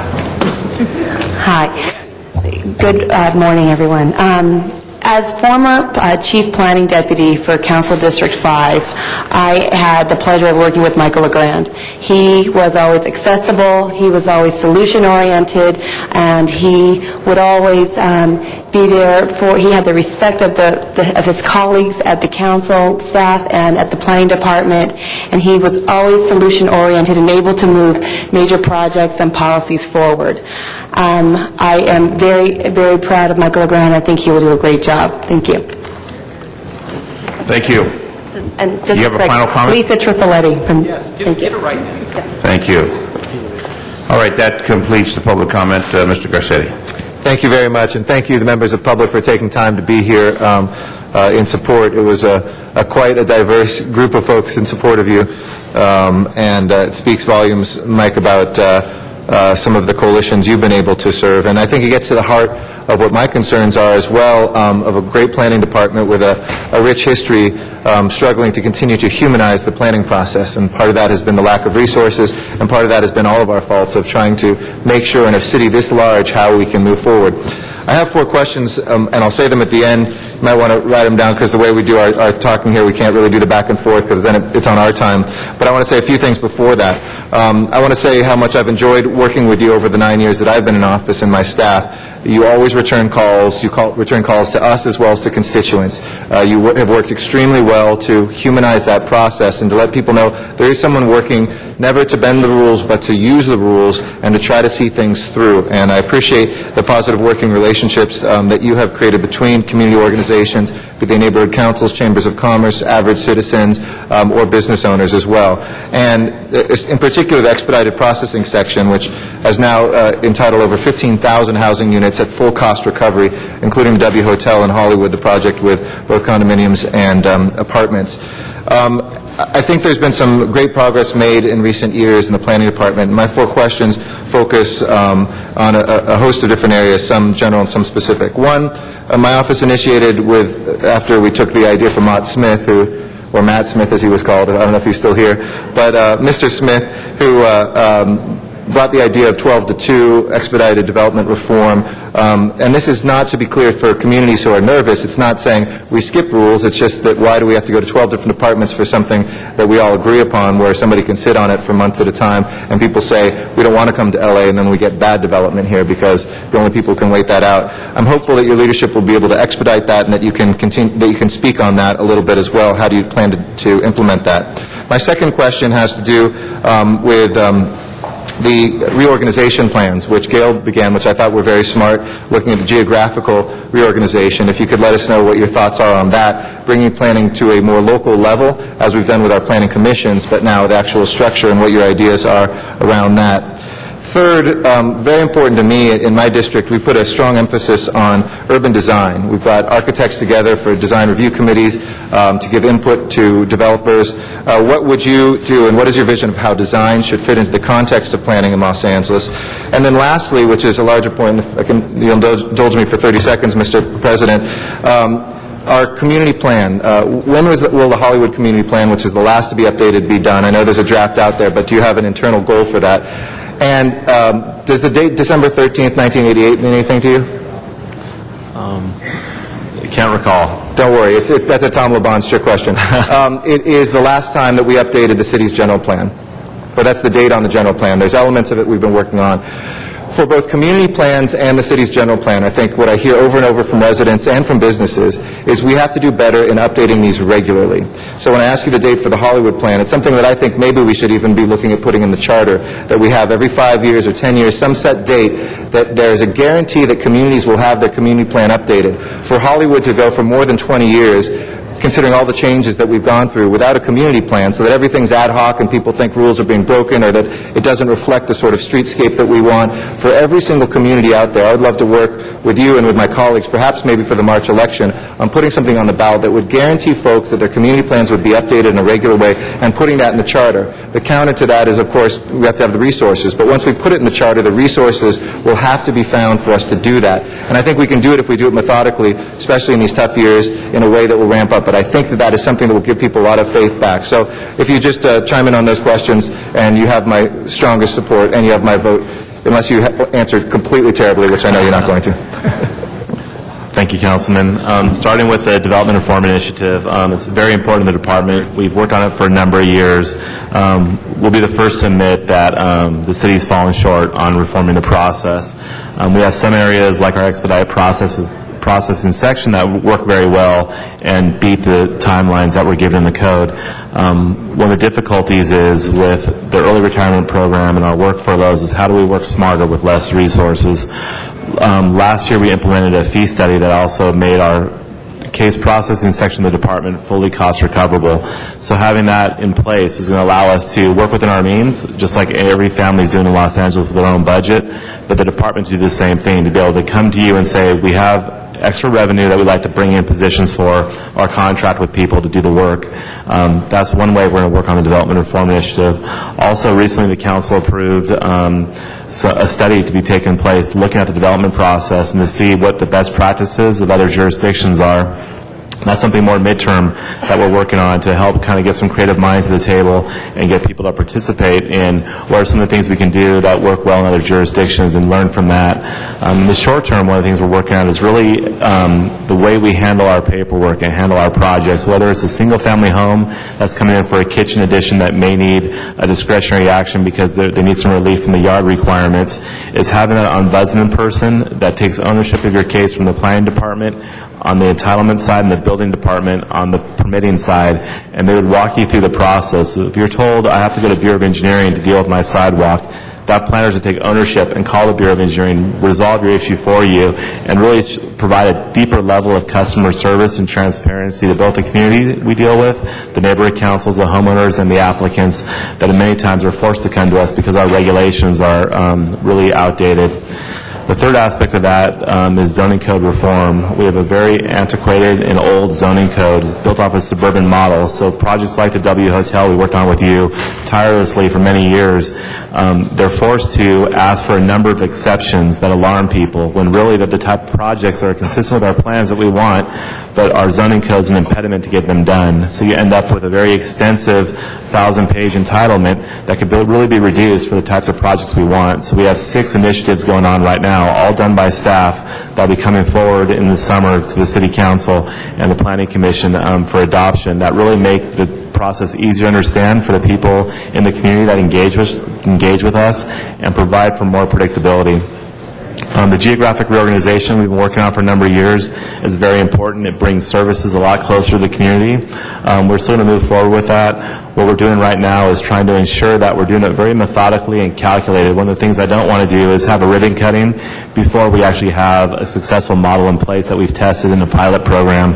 So our Valley office, for example, is already operating in a geographic function like many planning departments across the country. We're going to work on the rest of the department to follow a similar model as that.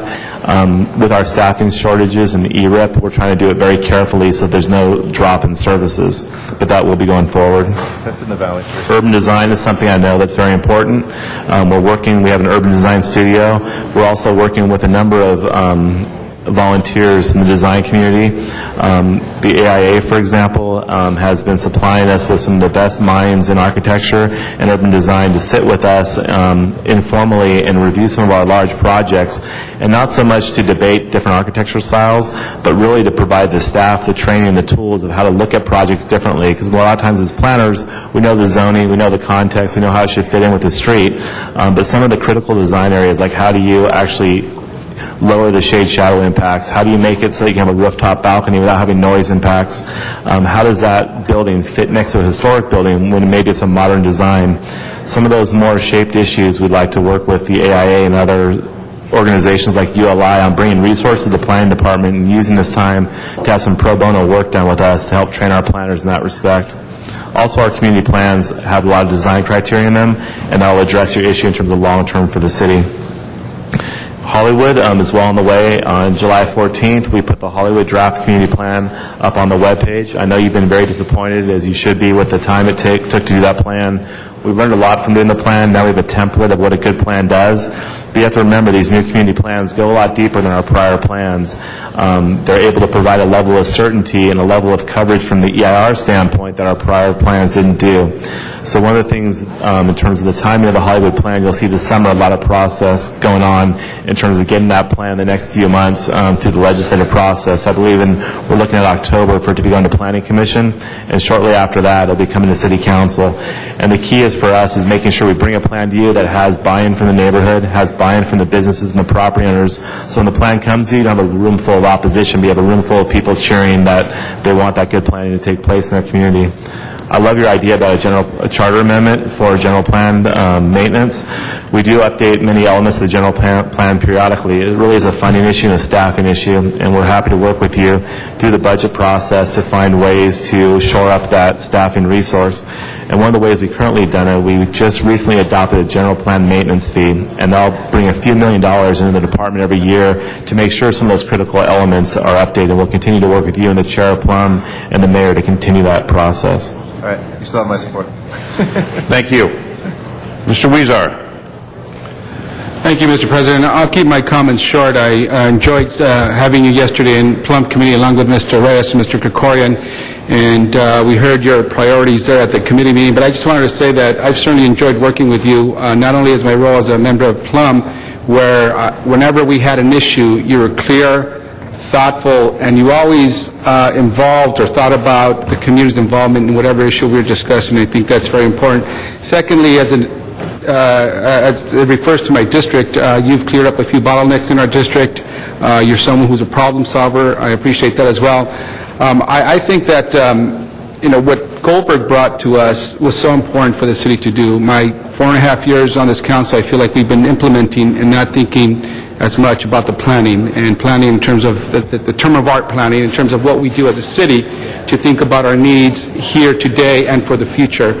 If you think about what's important for us to do as a city is, along with public safety and making sure we have the money that we need to do the things we want to do, we plan our city and how we resolve quality of life issues that affect us each and every day, and how the decisions we make today are going to affect us in the future.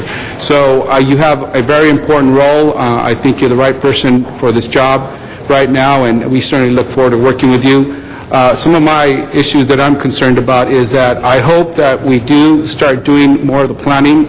We've heard about the finances and how we've been cutting staff that has slowed down the process in updating community plans. Mr. Garcetti's point about the overall general plan is very important.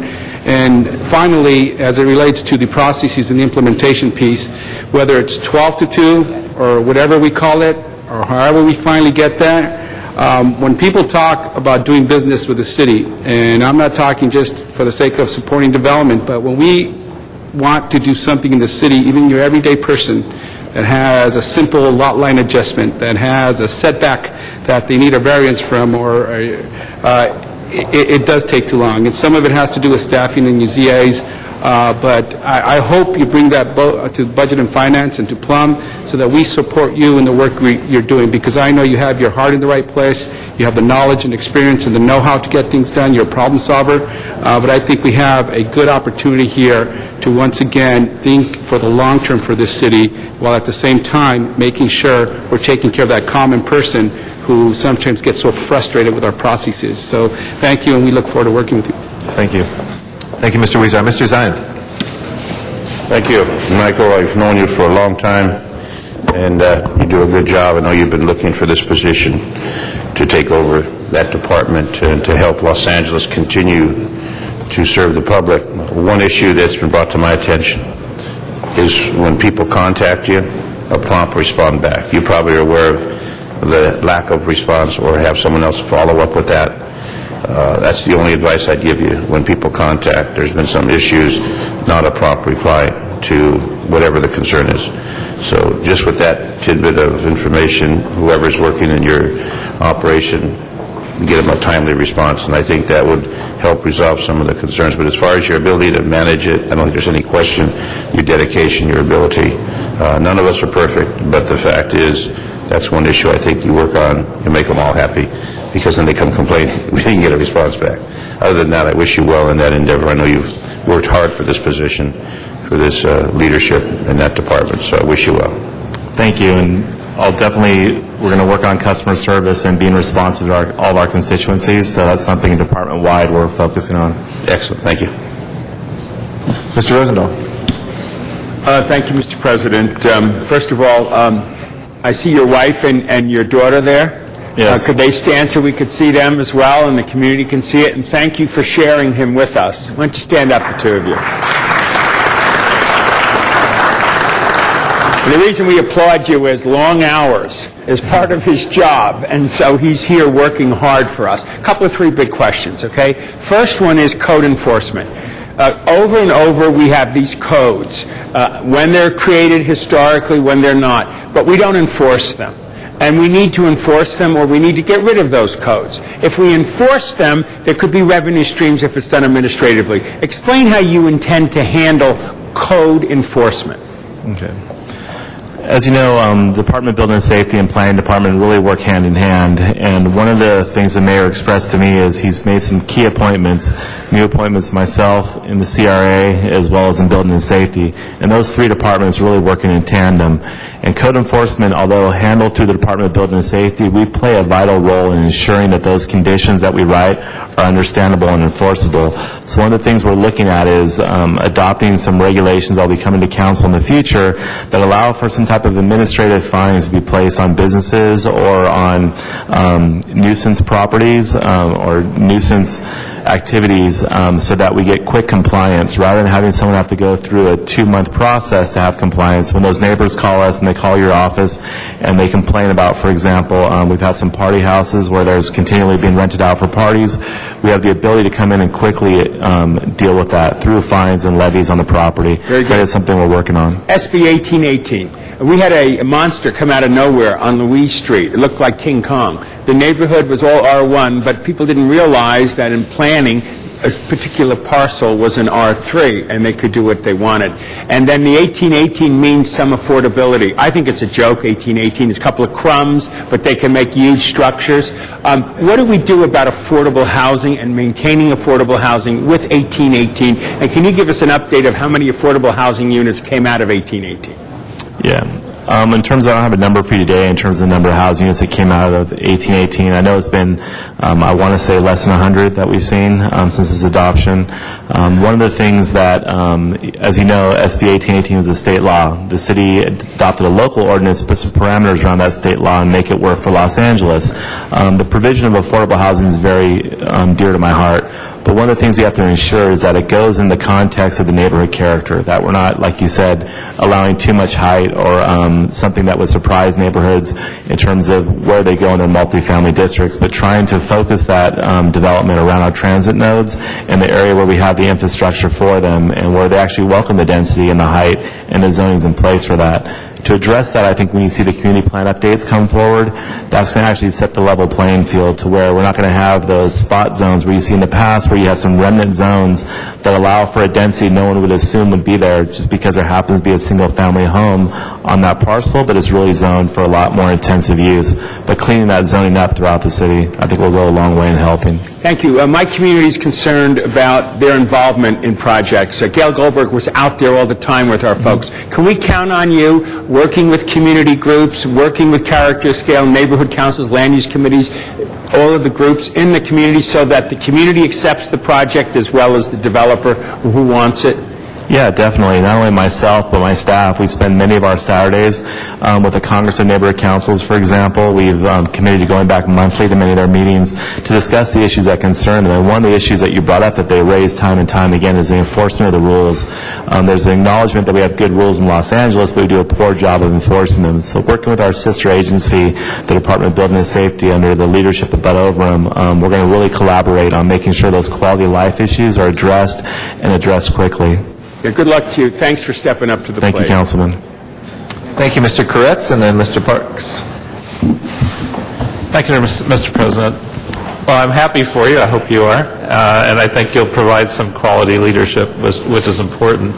There's a few issues and a few questions I want to ask. One has largely been answered, so you can answer it or not, but I just want to reemphasize it and put it on your radar screen again, which is the slow amount of time it takes to get minor approvals.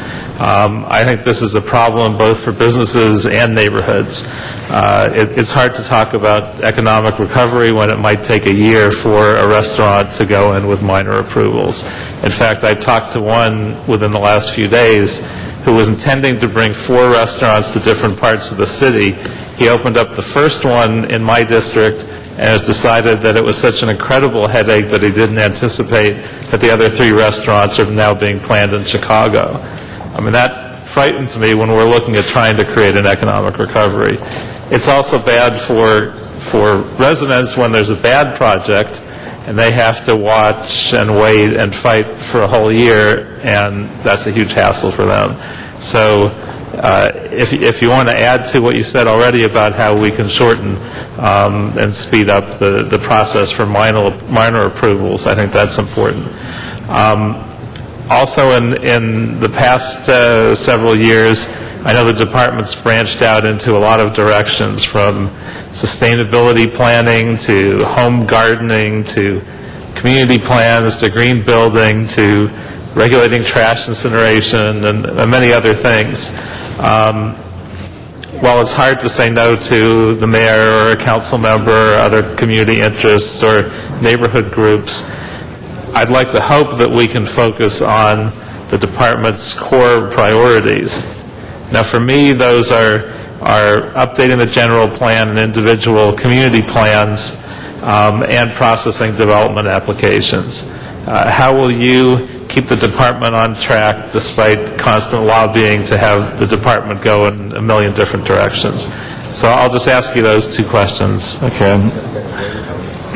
Briefly, we've touched a little bit about expediting the permitting process, and I think you have a good point that one of the things that can be very frustrating for me in my career here is I notice that sometimes when we want public engagement, we want people to come down and engage on projects, doing that a lot more creatively, having it be available through webinars, having people be able to follow us on Facebook and Twitter so that other generations of people involved in the community that can't necessarily come down to City Hall to testify at a hearing have a way to hear about the things that are going on in their neighborhood and kind of coming up with better use of technology to do that. But also not having a process that takes a year, so when the community wants to either support or maybe enhance a project through the conditions they're talking about, or in some cases they may disagree with some of the aspects of a project, we don't wear them out with process. We don't have multiple public hearings where they're required to go to and take days off work, and we try and make those hearings in the evening in times that are more readily available for the general public to attend.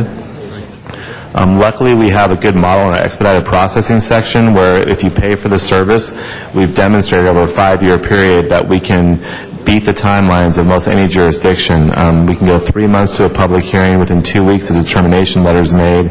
You have all your input up front, and your small businesses, many of them have successfully gone through that in your district especially. One of the things we want to do is expand that throughout the whole department. So that same way we handle a case where you have the planner take ownership of that case and process it from the time it's filed till the time it's finished is a model we're going to expand. That is actually more productive for us and will help us with the resource issue. But also, again, as you mentioned, it is a lot to do with staffing levels and budget concerns. We'll come to you to deal with that issue in the future. In terms of our core priorities, I think you touched on something well. We have a very aggressive policy program.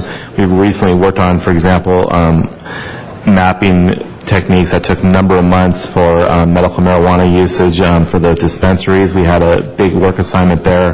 The SIGN program consumed a lot of our work program. But also we want to be able to focus back to the basics, to the core missions of the planning department, which is updating the general plan, the community plans, and providing a predictable process for businesses to go through. And so I think one of the things you'll see us is working within our means, like most people are doing in Los Angeles, staying within our budget, but also focusing on the vital things we can do. And luckily, through the Plum Committee, we found that it's a good committee that's able to work with all of you to help prioritize our work program and let you know when there's things that we can take on and where there's funding available to help partner with you on the priorities for your districts. Thank you, Mr. Parks. Thank you very much, Mr. President. Michael, congratulations. And certainly many people covered some of the issues I'm concerned about, but because I haven't said it, I'm going to say them anyway. But the issues, and we've talked about this before, community plans are absolutely at the top of the list, particularly in my area. I think we've had them restamped several times, and so they're like 30 years old. And the reason that Mr. Reyes came forward with that fund is to keep those plans rolling. We know that early on we probably were too ambitious. I think we had 12 plans in cycle, but we didn't fund them. But we want to make sure that we get those plans moving. The other issue is that the permit fees, we do not want to get in a position to where the permit fees get outdated like we were before. It took us a year or so to get the study done. We should have an annual review to make sure that those fees are in place, and that's part of the budget process if we're going to change them, and so that we are constantly getting full cost recovery as opposed to the lagging behind. I think at one time we were 60% subsidizing fees, so we want to make sure that occurs.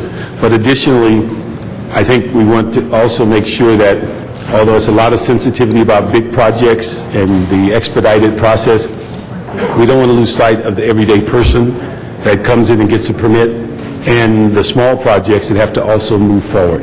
And so we have to have that balance. We can't take all the people out of the system because those small permits are paying their fees also. So I think it's got to be a balance in that regard.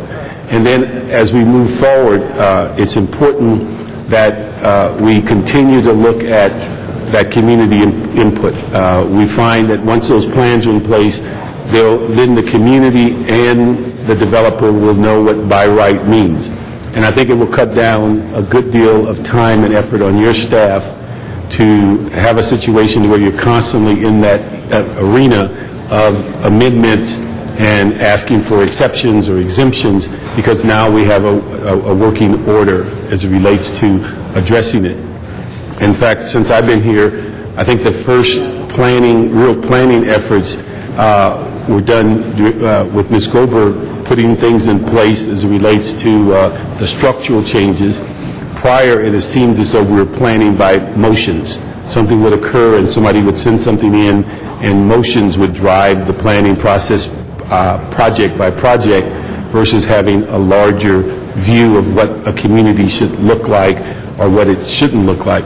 The community I represent are constantly concerned about the issues of overconcentration, whether it's liquor stores, whether it's fast food restaurants, or whether it's auto-related businesses, because they've been allowed to grow by topsy. People can come in and convert overnight a house into a auto-related business, or a strip mall into a church, or whatever those things that are going on in the community. We have to have some guidance so that individuals do not take charge of a larger community and turn it into something that the larger community does not want to see. and by right, many times these things occur. So those are some of the initiatives that certainly I'm concerned about. We appreciate your efforts on, as a zoning administrator, on so many of these eyesores that we've had over time that you've helped us correct or at least put in order. But I think those are the things that are most concerned, those transition of businesses. We jokingly say in the 8th District, we invented adaptive reuse well before the term, because any given day somebody will convert some building into some other use without anyone else's knowledge. And so we need that kind of help from your department. Excellent. Mr. Labange. Thank you very much. Michael, I've had a chance to work with you and visit with you. And I think Whittenhall, where the Whittenhall Highway was a city planning official, and I think he was the zoning administrator of years and years ago. I'm checking that in the city history books. But it's great to have you here. You have a lot of dedicated staff, but have also been slapped with the burden of disappearance of colleagues. So you have to rethink that. I want to mention that. Neighborhoods are so important, and I saw some of the news reports. We have to protect the neighborhoods, and that'd be fair to all neighborhoods in the city, whatever it is. But I think what's so important is when you have a map, and the map says this is the direction you're going to take. That map is that community plan. And I remember in Cal Hamilton's time, they put these nice 6-page unfold maps and state it, and people could understand that. I think we have to get back to that and also use modern technology and the internet to do that. I want to see you work closely with the community, but also develop staff within the planning department to be like senior lead planners.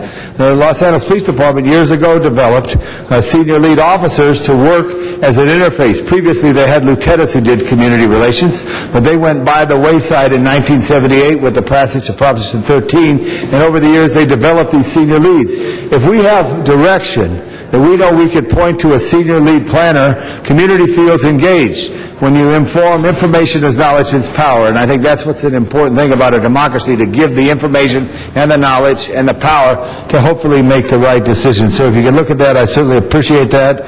Housing is important, concentrated around our transit, look to the abilities of our transit. I also on USC did a study about cancer, I just mentioned that, and cancer within the 500 feet of a corridor of transit, freeway transit. You have to look at that. I know one thing that's true, when you say something, then there's a value, a dollar value to the zone. Look at that in a fair way to do what's right to build healthy neighborhoods, which are so important. And lastly, I want to say that council deputies who do planning are extremely important to the process. And that relationship is so key. I know you have approval of Renee Weitzer, who's my planning deputy, and that goes a lot around here. And one little thing I'm going to ask the planning department. Next week, Mr. Rosendahl and I, our transportation committee, talk about catering trucks. And catering trucks come into neighborhoods, food trucks, and set up. I want a planning department opinion on that, just to see is it good or bad, how does it work. I know we're working with the transportation department on the issue there, but mobility, how you work a street life is so key. And lastly, not to put in your opinion, what are some of the highlighted neighborhoods of Los Angeles and you want to speak about? If you could answer that question to me, I'd appreciate it. Can you repeat the question, the highlighted neighborhoods I'd like to speak about? Like, I know there's many, many neighborhoods. The city of great neighborhoods, over 100 tremendous neighborhoods. Yeah. Now, which are the ones that have success in working with the planning department and protecting the neighborhood, but yes, building the needed housing, building the needed commercial, etc.? Yeah, and industrial land always is important to keep for jobs, too. Great. I have lots of favorite spots in the city of Los Angeles, but some of the areas where I think good planning has taken place in your district, I'd like to point to Larchmont Boulevard. I think we have a unique circumstance. We have a really good, vibrant pedestrian area with a great mix of uses. And by working with your constituents, kind of allowing for that to grow moderately, but not to be changed into something that you would see as more of a mini mall or a regular shopping center.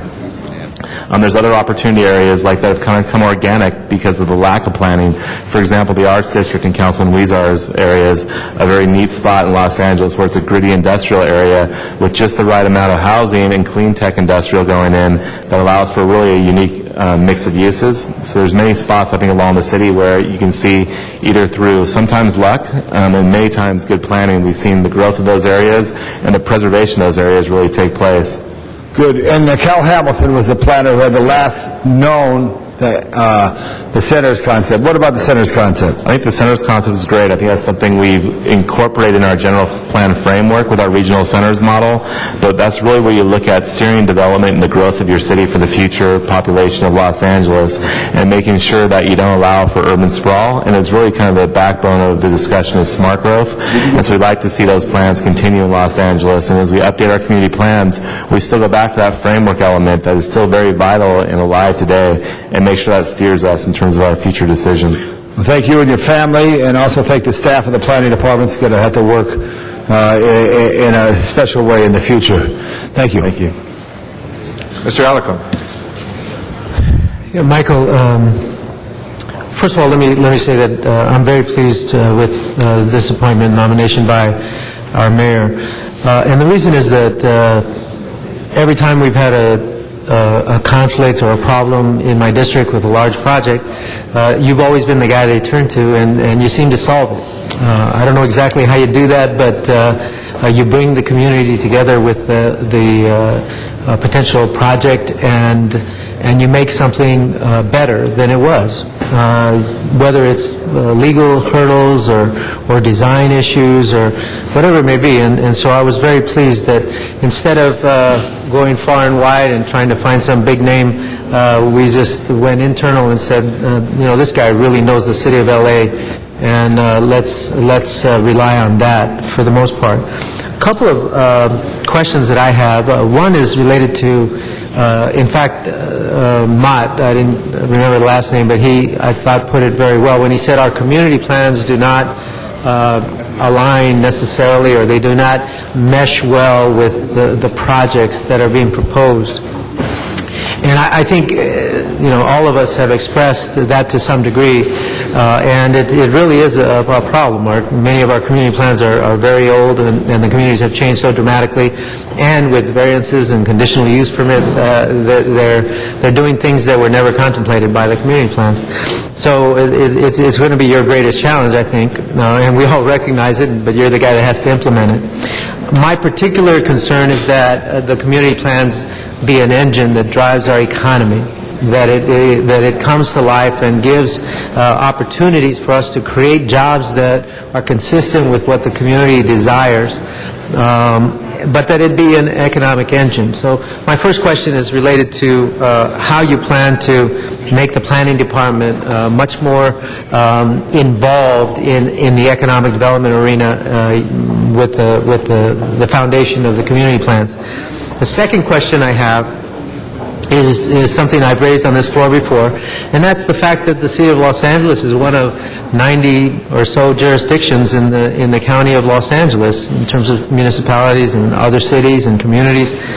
And what those other municipalities are doing impacts our daily life dramatically in terms of traffic flow, in terms of competition for our economic development needs.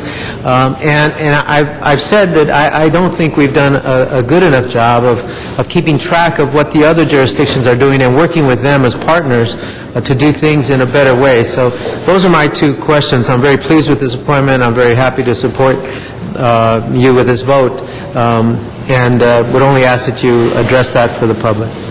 Thank you. In terms of the community plans driving the economy, that's a great point.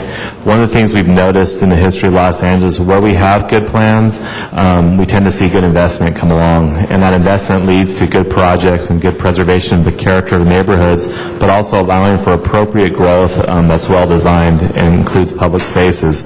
So I think as you see, for example, the Silmar plans coming forward now, you'll start to see that as we get those plans adopted, there'll be a renewed investment in those communities as the financial markets change. But when you have predictability in the process and people know what the ground rules are and they know where it's appropriate to build housing, where it's appropriate to have clean tech industrial zones, where your commercial corridors are, where your mixed-use projects should go, it's a lot easier for the applicants and the banks to basically invest in the city because there's a lot more level of certainty.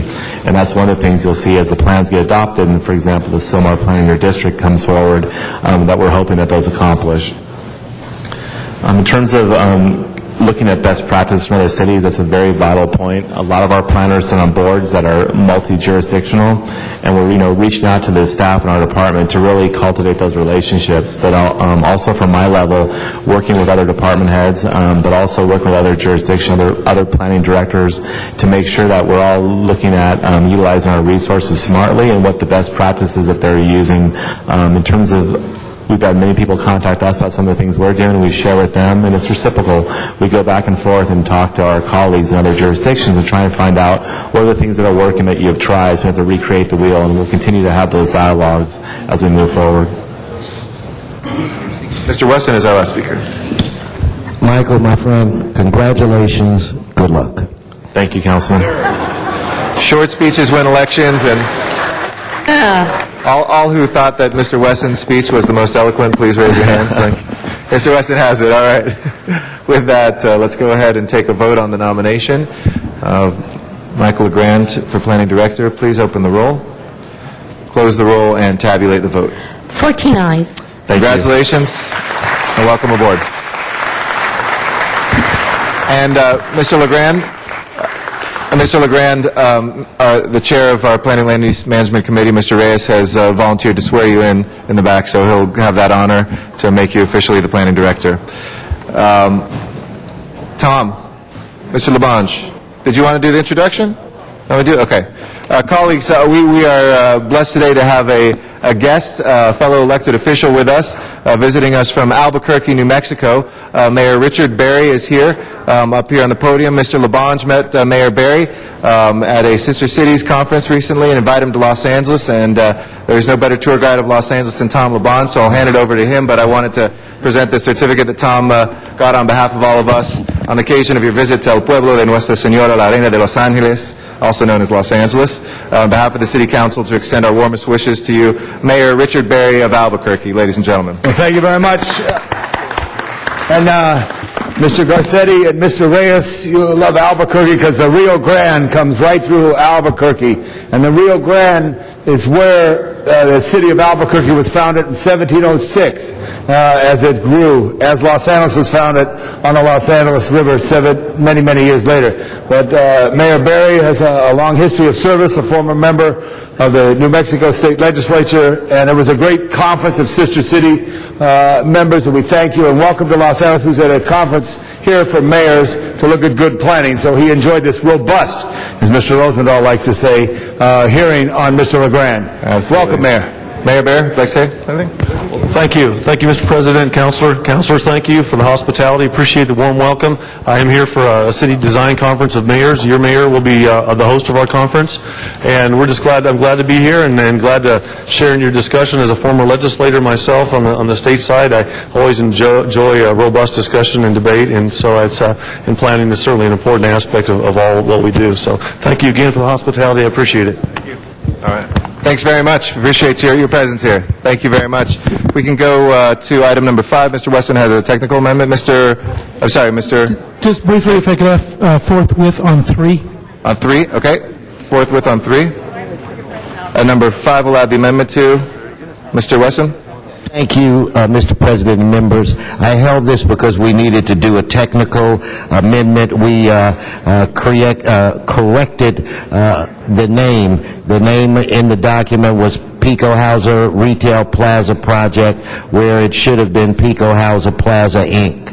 So I'd ask for an aye vote and that it be sent forthwith. That was a much longer speech than what you gave Mr. LeGrand. I don't know. I'm wavering. Let's go ahead then. If there's no objection as amended, please open the roll. Close the roll and tabulate the vote. 14 ayes. That is approved. We go to item 28, our closed session item. We can do, I believe, an open session. Mr. Clerk and Mr. City Attorney, if we can walk through the recommendation. Mr. President, there is a recommendation for payment of judgment in the amount of $314,507.59 in the case entitled Carla Rundle versus City of Los Angeles. All right. Please prepare the roll and tabulate the vote. 14 ayes. That is approved. Item 28. If we can go, 21 was asked out of order by Ms. Perry. I know who had to leave for a funeral. Mr. Cardenas, on her behalf, will speak on item 21. Mr. Cardenas. Thank you. Oh, okay. Got it. Thank you. Is the representative from DWP here? Thank you very much. Ms. Perry was excused to leave early in council today, but there are some questions. We want to make sure that our colleagues understand what took place in committee and the fact that the Department of Water and Power, thank you, you took to heart the questions that were asked by the chairwoman, Ms. Perry, and you did in fact answer those questions so that my colleagues understand what the $155 million is for. Can you please explain the three components of the projects that a $155 million bond is going to be utilized for or backfilled for? The $155.5 million of these special bonds will be utilized to fund or reimburse the revenue fund for the Pine Tree Wind Expansion Project, which the cost is estimated at $59.5 million. And it will also fund the construction of the two upcoming solar projects, 10-megawatt projects. They are estimated at $48 million each. So the sum would be $155.5 million. Okay. And then also, this process of preparing for this particular bond sale, it's a little different than in past years. We have some federal change of legislation opportunities we're taking advantage of. Can you break that down for us and also let us know what the approximate amount of dollars that we're saving from going from a much more traditional sale to utilizing that opportunity? Certainly. The ARRA Act of 2009 basically increased funding for the new clean renewable bonds and also the qualified energy conservation bonds. And we applied for the clean new renewable energy bonds, and we received $29.9 million award that was allocated to us from the U.S. Treasury. The qualified energy conservation bonds were allocated from the state. Now, these two bonds, while they have different names, but they are very similar in nature. Everything is the same, actually. They are... We get a subsidy of 70% of a tax credit rate, which translates to about 61 to 67% of a coupon payment subsidy. And if we utilize all the features that's offered to us from the U.S. Treasury, this bond will cost us about 1.8%. Now, if we were to use a similar structure on the tax-exempt bonds, it will run us about 3.7%. The savings on these in present value terms is about $25.2 million. Okay, so bottom line is, it's not exact, but we're looking at a magnitude of savings to the ratepayers who own the Department of Water and Power. They're saving $25 million to do the same exact thing. The fact that we were able to structure it this way, that $25 million should be realized, correct? Correct. Okay, now, one more question on the bonds. We had a discussion in the committee, and I gave you a list of some of the firms that are actually having some consternations or lawsuits with the City of Los Angeles and, quite frankly, a large handful of municipalities around the country.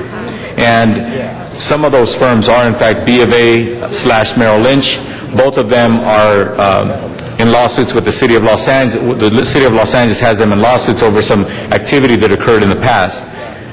What is the other firm that would be involved in this transaction? The other firms that are involved in this transaction, B of A, the other one would be Barclays Capital. And they're the senior leads on this? Those are the two senior leads on this, and we have the co-managers. Okay. The Wells Fargo, Loop, Ramirez, and I believe, I want to say Stone and Youngberg. Yeah, Stone and Youngberg. Yes. So, but the thing is, of all of those firms that you just mentioned, which of those firms are on the list of firms that are actually in that situation with the City of Los Angeles? I believe B of A. Yeah, B of A/Merrill Lynch. When they were both separate companies, they had separate activities, but it's turning out to be the same type of activity that the City of Los Angeles has a problem with. The reason I wanted to bring that up is because I think it's important that you pay attention to that list. And I'm not saying that because the lawsuit is actually pending, it's going forward.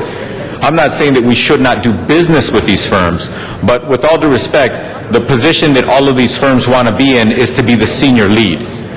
Perhaps in the future, if you want these firms to participate or they bring something valuable to the table, perhaps we should consider them to be maybe co-managers or part of the team to sell the bonds, but to give them the senior lead status. That is the plum position of all of these firms. And with all due respect, B of A actually said, mea culpa, we may have done some things wrong, and they came forward and admitted that perhaps they have a problem with the City of Los Angeles based on previous activities. So it's not like they're completely innocent until proven guilty. B of A happens to be the one firm that actually said, we'll explain everything, just be a little bit nice to us when the hammer comes down. So please understand that, take that to heart. I think you're a very effective and knowledgeable individual. You answered every question you could in the committee very well. As of right now, you're answering all the questions very well. So I just want to thank you for your professionalism, yet at the same time, as policymakers, it is a big problem when we're giving firms that are doing these bad things or have done some bad things, giving them the plum positions when it comes to selling our bonds. Okay? Did you have something you want to comment? Okay. Now, my last point is this, or two questions. When it comes to the issuance of these particular bonds, is there any reliance on the ECAF increases? And if so, is it negligible amount, or is it something that is going to require perhaps some additional raises? The cost of these projects are no justification for an increase in ECAF because they are negligible. So in regular layman's terms, these particular projects, as we're handling with these bonds, should not impact any request for a rate increase? Yes. Okay. Is that okay to say it that way? You said it a little bit more technical. Yes, we don't need a rate increase to cover these costs. For these three for these three renewable projects. Correct. Thank you very much. And the reason why I want to say that, I think it was appropriate that the chairwoman of the committee, Ms. Perry, who couldn't be here right now, that she clarified that for the record, because I think it's important that everybody understands that these three projects and the fact that we're able to have this very effective bond process for these three projects, that will not require the DWP or the City Council to have to contemplate rate increases on ECAF based on these three projects. Now, any other projects or future projects, as we're increasing our renewable portfolio, that's a different story. But these three projects should not have an impact on the ECAF, correct? Yes. Correct. Okay. Is there anything else you'd like to share with us today? We need your approval today so we can proceed. The deadline is absolutely August 27th, and we have many things to complete starting tomorrow. Yeah, but the real deadlines of practicality start activity-wise like tomorrow, right? Yes. Okay, even though the sale will happen later on at the end of August? Yes. Okay. Thank you for your support. Okay, thank you very much. Thank you. Mr. Parks. Thank you, Mr. President. Mr. Cardenas covered one of Mrs. Perry's questions. The only other one she left for me was, if you guarantee this is not going to raise the rates, are you going to use any of the current ECAF on this debt service or on these projects? The cost recovery of currently the ECAF provides for a mechanism to recover all renewable energy costs. Now, one of the projects is already in commercial operation. It is already included in the ECAF structure. And as the others are coming on to service, it will be added. But to answer your question, the current ECAF structure, based on what it is, it should be able to cover the cost of these renewable projects that we're... So let me get straight. The current ECAF that was approved will cover some of the costs of these three projects, but you're not relying on any new increases? Correct. Correct. Okay, thank you. Thank you, Mr. Parks. Please prepare the roll. Mr. President, this item would require a motion. My apologies, Mr. Walsh. Thank you. It sounds like Mr. Walsh has a card. Why don't you come forward?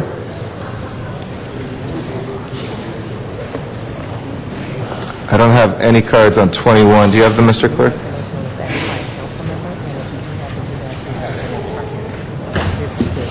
That's how you move fast. Okay. No, we don't have a card. I'm sorry, Mr. Walsh. We'll fill it out for you, but I don't have one on 21. If anybody would like to submit, I handed the Sergeant at Arms, please. The cards disappear.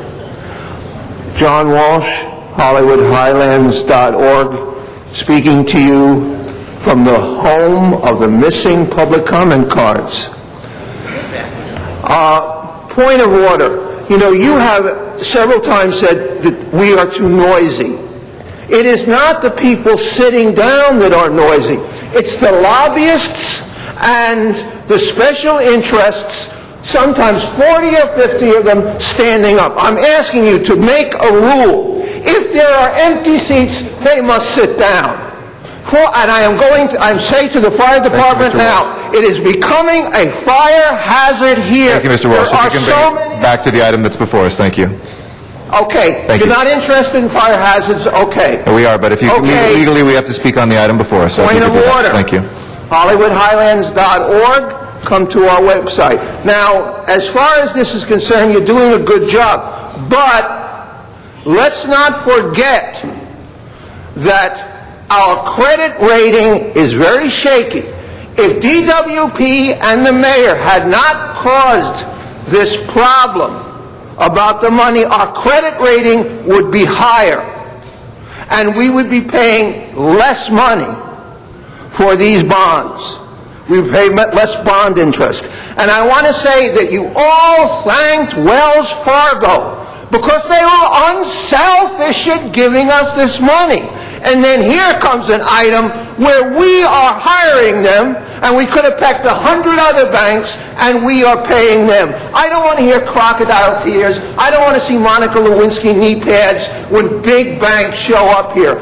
And if you want to give us any information, go to Hollywood Dems, email us at gmail.com. It's only the beginning. HollywoodHighlands.org. Thank you. Thank you. Our next speaker is Noel Weiss.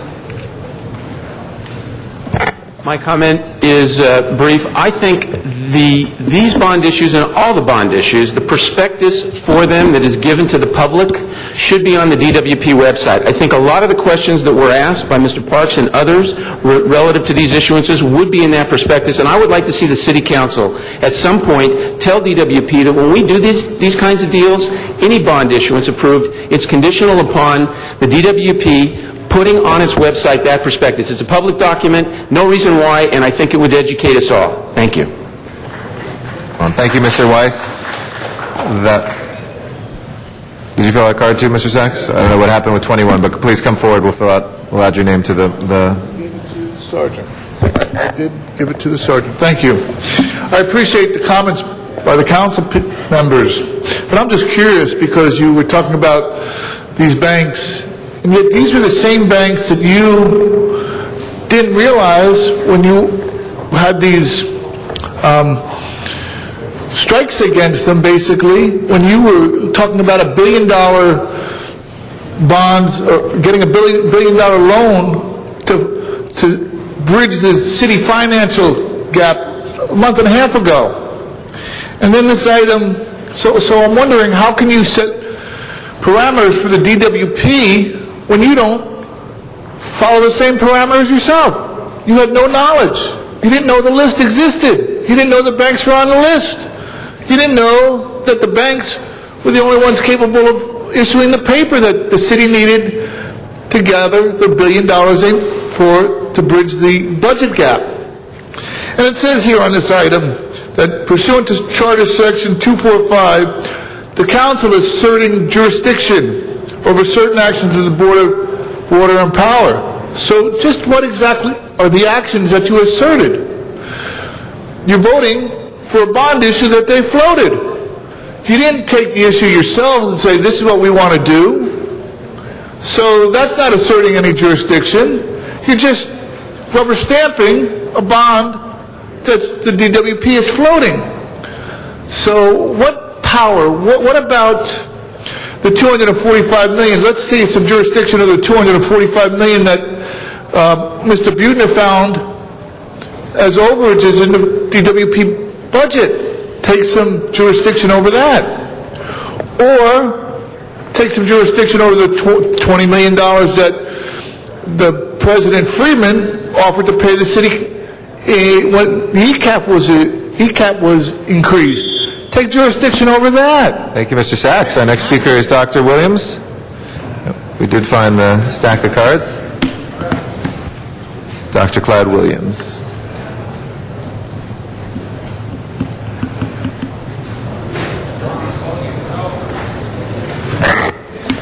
Dr. Clyde Williams, 4115 Barrett Road, El Sereno, Northeast LA. Also member of the LA 32 Neighborhood Council and the DWP liaison for the Neighborhood Council. Do you believe these guys? What happened at the last transfer of funds? Did you believe them? Well, bait and switch. Here's one thing. where's the strategic plan that these three projects will be incorporated into? A lot of people apparently have been trying to do one, Huron, PA, various others, and even there was a long-term strategy which was also called the strategic plan. Oh, by the way, these particular facilities are generating facilities, and yesterday they considered the transmission for these generation facilities. So it's all involved, and by the way, eventually all of these renewables will be related to the replacement of coal-fired power plants. These particular will be related to the Intermountain transmission system, which now carries coal-fired power to LA. So where's the strategic plan, and how do these elements fit into it? And oh, by the way, ECAF is an adjustment factor. If there's not enough revenue from these particular facilities, it'll have to be made up by an ECAF adjustment again and again and again. And during the next 10 years, I would foresee that there will be a great number of ECAF adjustments, which other people call rate changes. Thank you. Thank you, Dr. Williams. That'll close our general public comment. Mr. Parks wanted to add an amendment, and then Mr. Cardenas to conclude. Just ask the I'll let you question. conclude. Mr. Weiss asked the issue of posting this type of information on your website. Do you currently do that? Currently, not the official statements. Not yet. What would be the process to do that? Certainly, something I guess we can bring back and... Let me ask you to do this. If you can report back to Energy Committee within the next 30 days as to what the process would be, what the timing would be, and what it would take to make that a regular process, and get them that report back? Yes. Thank you. Thank you, Mr. Cardenas. Thank you very much. I move, colleagues, that we approve the actions of the DWP Commission that's before us, and also at the same time that we make sure that part of the record is that we have the report backs that were requested in the committee, and also the ones that were requested here on the council. Without objection. And as amended, let's go ahead and open the roll, close the roll, and tabulate the vote. 13 ayes. That is approved. Thank you very much, gentlemen. Thank you. Thank you. Okay, we're starting jurisdiction, so I don't think there's a forthwith per se, but thank you for the suggestion, Mr. Labange. We'll go to item 20 and recognize Mr. Cardenas. 20? Thank you very much. Could we have the staff from the various departments, CAO, IT department, CLA? There's been a lot of negotiations and discussions going on this particular matter. It's otherwise known as the Google contract. Is the CAO still here? Okay. Yes. Okay, Pat. Okay. Thank you. One second. Mr. President, while we're waiting for them to come to the table, I need to recuse myself from this matter, so I will be stepping out. Thank you. All right, Mr. Smith is recusing himself on this matter. We'll hold Mr. Cardenas' time, and just wait till Mr. Smith is gone, don't worry. You don't have to pack up your computer. We've got plenty of fun things for you after. Okay.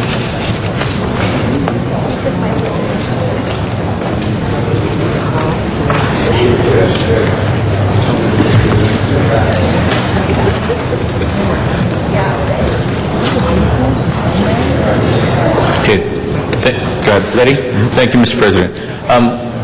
Basically, I'd like to start with asking, currently, as of today, or a few days ago, unlike a few weeks ago, what is the commitment from Google and basically the company that we're contracting with to implement this particular program within our system?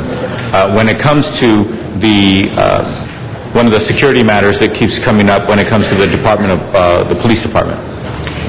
Patty Huber with the CAO.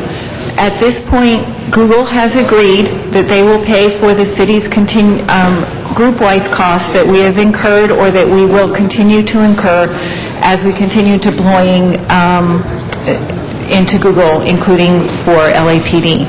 And that was negotiated based on the schedule that we saw last time and the schedule Yes. that it still seems to be similar when it comes to first quarter, second quarter, third quarter, fourth quarter, for a total of approximately $414,000. They have agreed to pay up to that amount through the period through June 30, 2011, should it take us that long to do. Okay. What they will pay is the actual cost that we incur. So if we are able to complete the implementation prior to then, their costs would be So it'd be that or lesser. less that they're committing to. Okay. They have also agreed that if for some reason the implementation for LAPD goes beyond June 30th, that they have agreed that the city reserves the right to request them to continue paying our costs. However, since we can't quantify them today, they would be negotiated at the time that we recognize we would be going past June 30th, and we would have to then, document and amend the agreement. Okay. Now, one of the issues that faces us, the police department, is it's not just LAPD's decision. You have Department of Justice that needs to concur and be okay with the security matters and the way in which the data and information is being secured. So can you explain for us what that basically is, the process of how we get that, I don't know, do they give us an email? Do they give us a letter? How do they operate when they let us know everything looks okay as far as we're concerned, you're covering your bases properly? Sure. Maggie Goodrich, Los Angeles Police Department. The DOJ will not actually put anything in writing signing off on a solution. They don't certify solutions. What they have been willing to do is participate in calls with us, with ITA, Google, and CSC involved to discuss the solution and let us know where they see any issues that might arise should they come on site to do an audit of our solution. And so at this point, we have some last deliverables that Google is working on to deliver to us to meet those needs.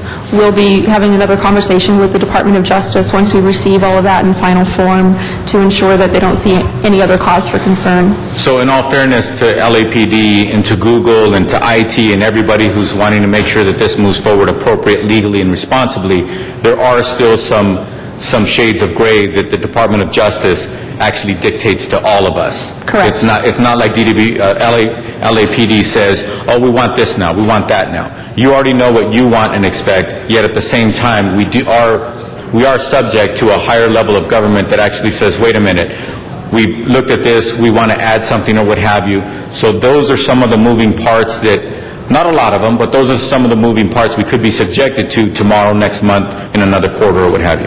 The DOJ's security policy isn't really moving in that they do have a set policy that requires certain standards as far as encryption and things like that. It's a matter of making sure that we've interpreted it properly. Mm-hmm.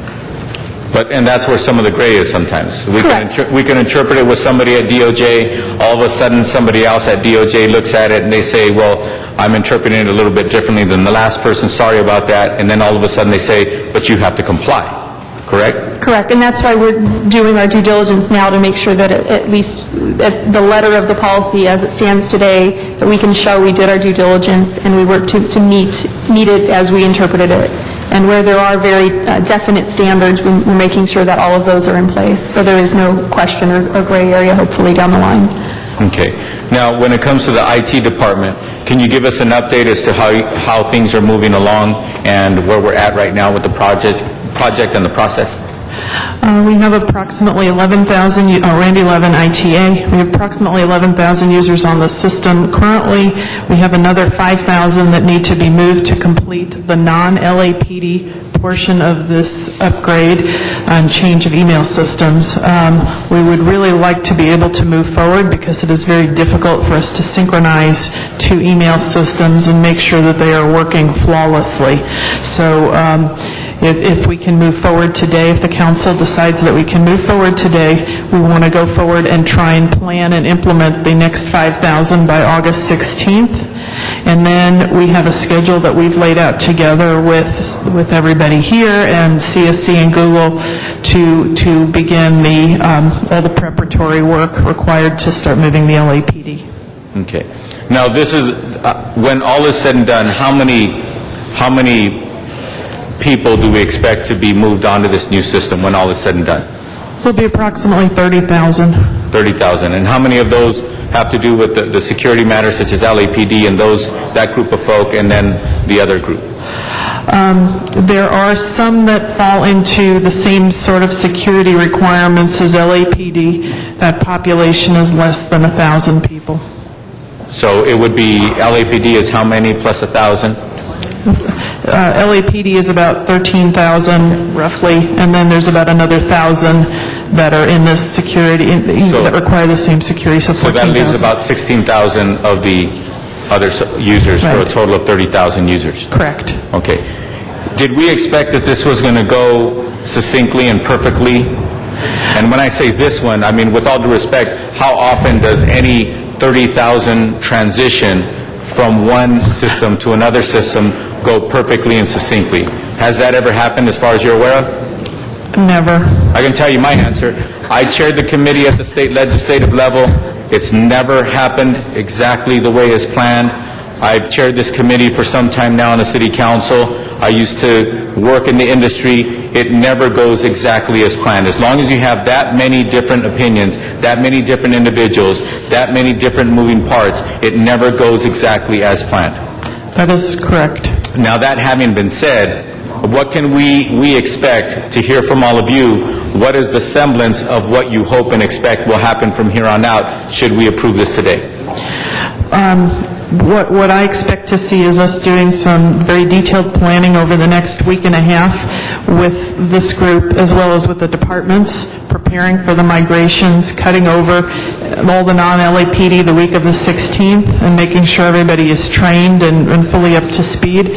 And at the same time, there's some tasks that have been outlined that we need to do and Google needs to do and CSC over the next few weeks, deliverables that they need to provide us that we need to review and get back to them. There is also some network testing that will need to be implemented and tested in the next few weeks, particularly at the outlier locations for LAPD to make sure that we have enough bandwidth. So, basically for us, it'll be a very big detailed planning exercise and review of deliverables and making sure that we flesh out an implementation plan that is workable and doable for LAPD based on their operational schedule. Okay. Now, the program that we're using now, that we're moving off of, how long have we been using that in the city of Los Angeles, roughly? 8 or 10 years. Okay, so it's been 8 or 10 years. Now, as of last year and rolling forward through this transition, okay, let's be fair. Before this transition, what's the name of that program again? GroupWise. GroupWise. Was GroupWise perfect? Did we ever have any complaints? Did we ever have anything we needed to fix? In other words, we're moving from a system that still had some things that we had some consternations about, moving on to a new system that hopefully has a better level of response and utility for all of our users and 30,000 users in the city of Los Angeles. But I just want to make it very clear, will the complaints go away completely, say in 24 months? I think people will never have complaints go away completely. I think they will be significantly reduced from what they are today, but I think any time we undergo a change of this magnitude, which touches everybody, it's always to be expected that there will be a number of complaints. We've had complaints related to the migration, which, we've learned some things and we've had some technical issues there that we've been getting better at and solving. There have been some complaints about some of the functions and features within the Google product, and I believe that they have those and they are addressing those, as well as we'll start to see additional functionality come out of their organization that could benefit the city. And to answer your earlier question, we have had a lot of problems with the GroupWise system, and given the fact that our budgets have been cut back so far, our ability to run that entire environment has really waned. Okay. So my last question, Mr. President, is now contractually and also practically speaking, has this new contractor been cooperative and willing to go to adhere not only to the contract, but to go beyond that to address our needs and our issues so far? Yes, I believe so. And Patty, do you want to say something about that? I guess I would agree. They have answered our questions. They have listened to our complaints. It has taken some back and forth to come to a place that we both agree, but they're not shutting the door on our faces. Okay, well, no offense, whenever attorney's involved, there's a lot of back and forth, so. Okay, thank you. Thank you. Mr. Zine. Thank you, Mr. President. The issues I have regarding the Oversight Committee. Who's on the Oversight Committee? The Project Oversight Committee? Yes. Is chaired by Patty. And it's CAO, CLA, ITA, LAPD, Mayor's Office, Council District 6, I believe. So they've all participated, Yes. and they'll continue to participate in the Oversight Committee. Yes. The issue of HIPAA, when it comes to confidentiality, is there any issue in this process? And we discussed this yesterday with the fire contract, the billing process. Any issues regarding HIPAA confidentiality in the Google system? There shouldn't be any. I mean, So we have personnel department that has medical records on personnel. I don't know if it's automated or not. well, the HIPAA rules are, also require for data to be encrypted, and in this system, the data will be encrypted as well. So that matter has been addressed? Yes. And the issue with the police department regarding the confidentiality, as I understand, the Google folks who now agree to make the payment for the dual system, the GroupWise and Google, through June of next year? Correct. And if it's not to the satisfaction of confidentiality by June of next year, then what happens?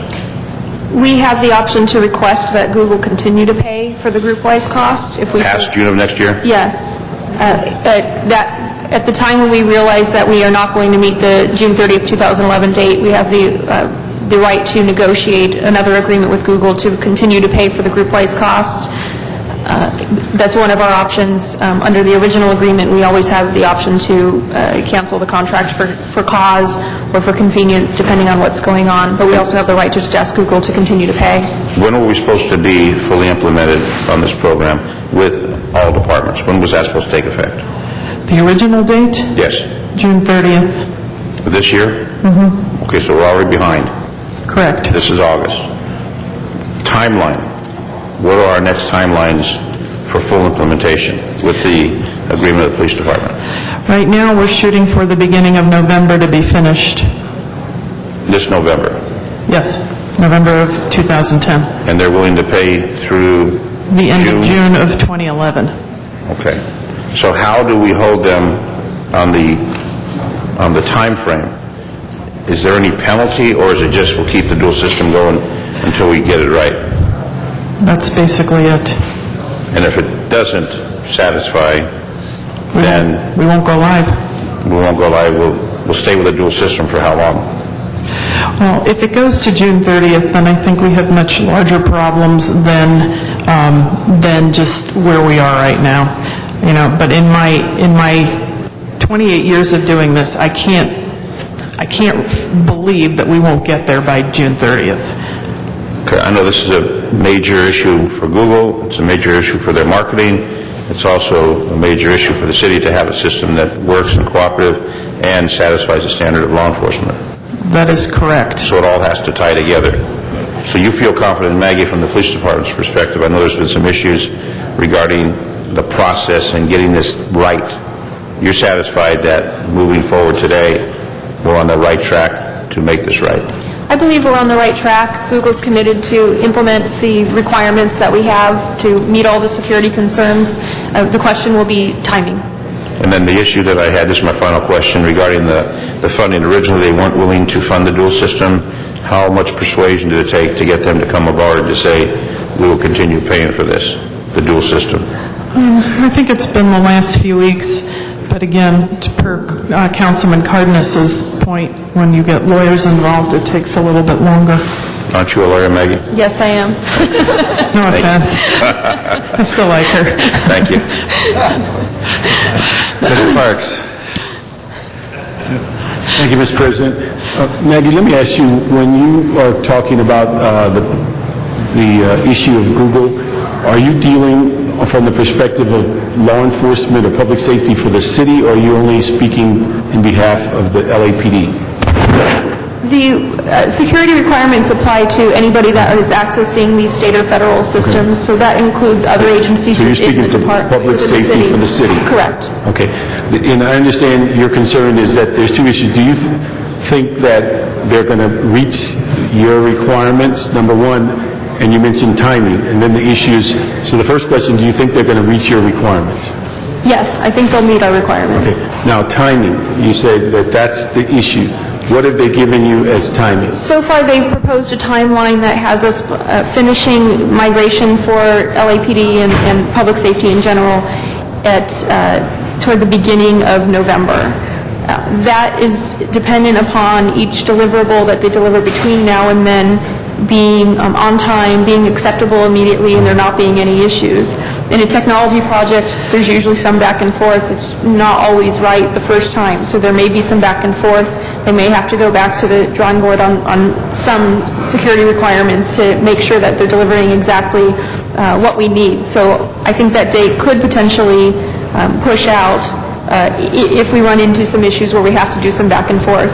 So I think best case scenario, though, is that we would be done in November of this year. So it could easily move us into 2011. It's possible. From November. Now, also, if you reach that date, we're talking about the solving the problem. Are we also including in that November date migration to the system and the training and all that other? Yes. That assumes that we'd be doing the training and migration basically in the months of October. So you'd and be November. operational by November if everything goes as planned? Correct. That assumes that we have a successful pilot during the month of September, and then we would begin migration of all of the department users starting in October and finishing in the first half of November. Okay. Let me ask CEO CLA, do we have an agreement from both Google and CSC on the timeline and the completion date?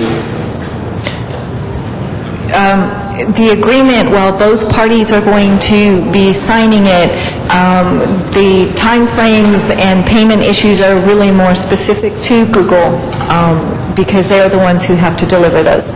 Okay, but CSC But they will all be is... signing the agreement. Okay, but they're on board that they Yes, they are. believe they can achieve it? Yes. Okay. And then, the only concern I have, if on the larger problem, and primarily from a couple of comments earlier, that if we get beyond June of next year, we have options and we can negotiate, which means we could be right back where we are today, but we wouldn't have the leverage of migration. And so where does that put us?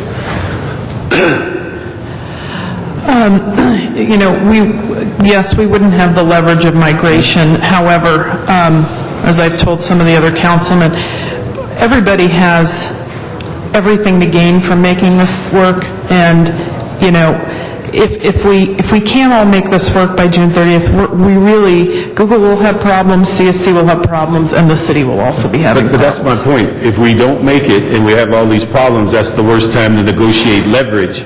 That's why when we were in committee, it was very specific that I don't want to be in an arm wrestling contest later saying you've exhausted the 400,000, you didn't do what you said, and then all of a sudden the bigger problems are upon us, and that's not a good position to negotiate from.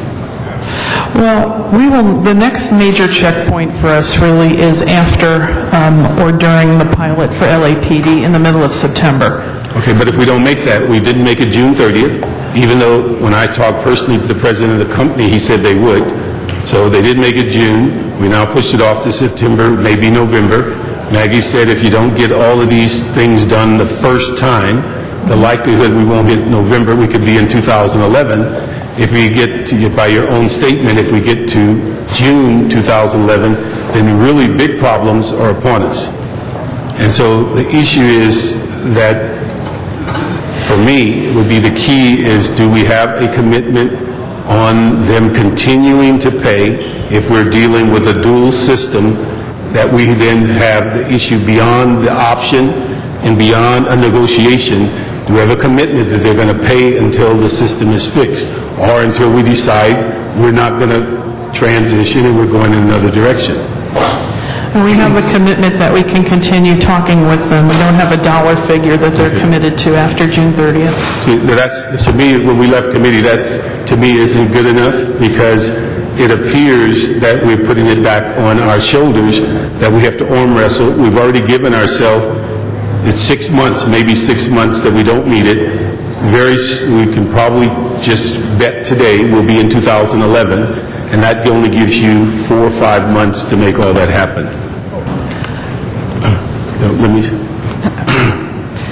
I think our office's view is that we need to more closely monitor the implementation with LAPD. Given the fact that they're going to begin migration within the next couple of months, it would be appropriate to provide a more regular report back to ITGA of the progress that's being made. We agree with the LAPD and ITA that if we are not able to fully migrate by the end of the current fiscal year, then I think that the system is a fiscal deeper year, problem. calendar year. I'm sorry? Fiscal year, calendar year. Fiscal year, because that's where the agreement ends, is that they would pay through June 30th. So if we start to realize that there are bigger problems and an inability to meet the LAPD and DOJ security requirements, then it would seem that we must come before council and decide whether or not we need to terminate the contract for convenience or whether there's a potential breach of contract. But we would know well in advance of the end of the fiscal year whether they met the LAPD requirements. Right, and I think there probably needs to be more regular report backs to ITGA as to the status of the progress made. I agree on the more report backs, but the issue is still, is a concern of mine, is that we cap something that we have no control over. I'm not sure whether or not we're going to be able to make that assessment until there's some effort made with regard to the migration. The conversations that we have had with LAPD have been positive. Significant progress has been made in terms of their discussions with Google. It appears that Google fully understands the need for them to comply with LAPD and DOJ requirements. Given the fact that LAPD and the city is the first large public agency that they have had a contract with, I think that they are in a better position in understanding that if we are specifying that the requirements that LAPD is describing and DOJ is describing is not an option.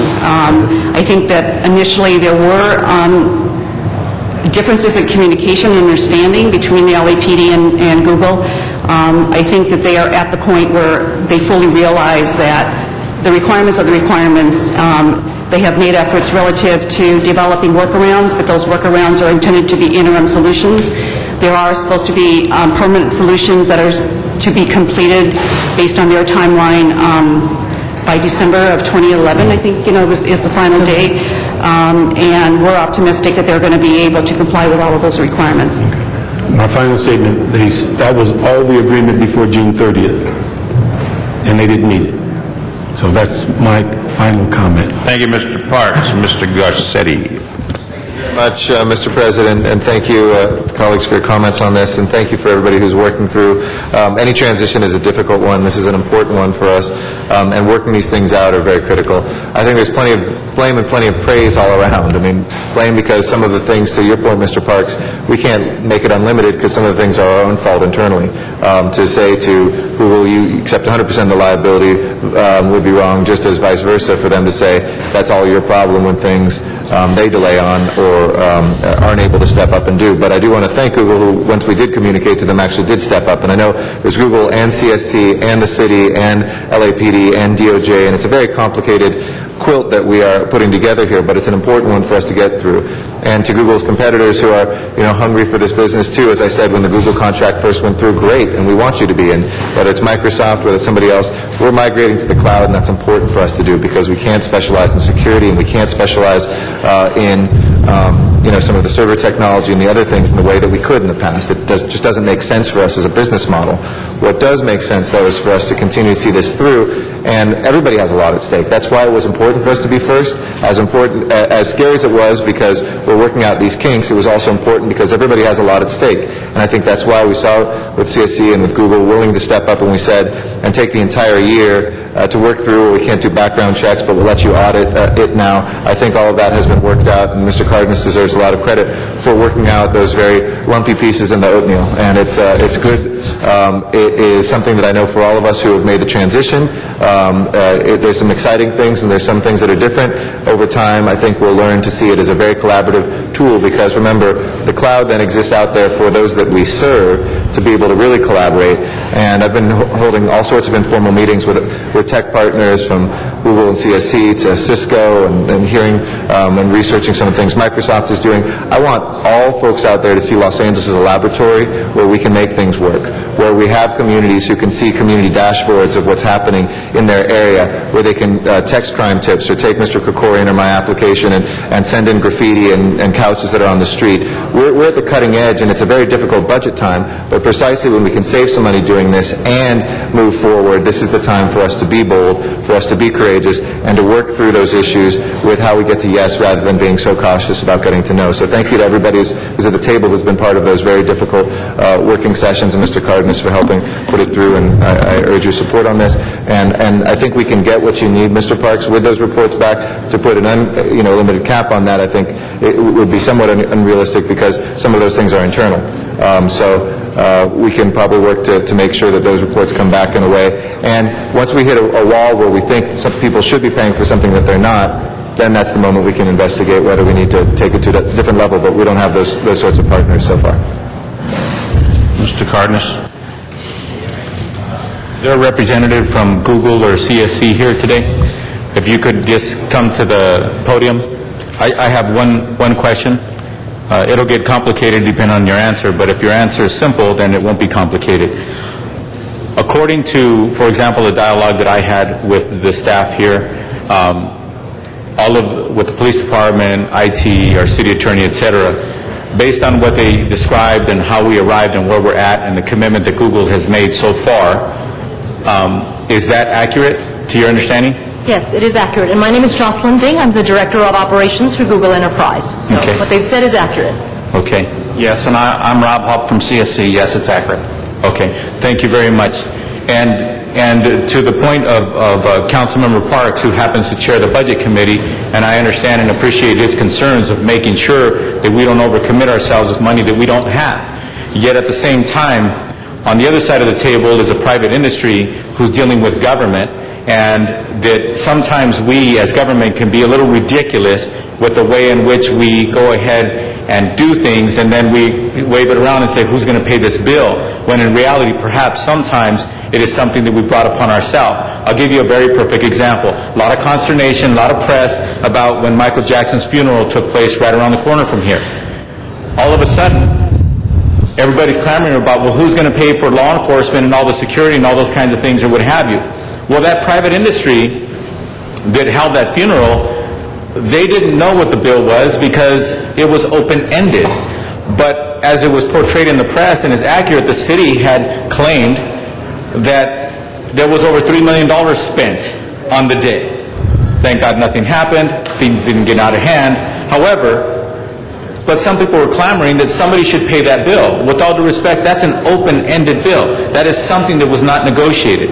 And as of right now, we've been able to negotiate realistically far beyond the parameters that anybody should expect it should take the next, basically 12 months beyond the first deadline that we set for ourselves, the parameters we set for ourselves.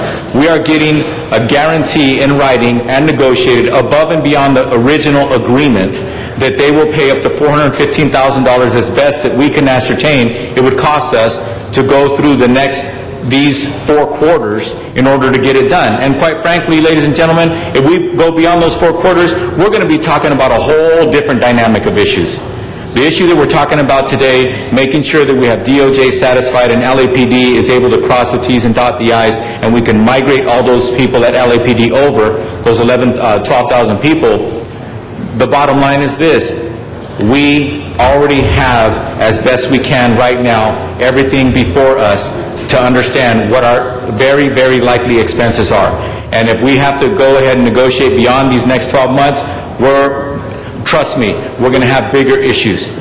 beyond what we're talking about today. But hopefully that will materialize. But as was said before, thank you very much, should it materialize, it will have to come back to the council. We'll have a full open debate and discussion right here on the council floor.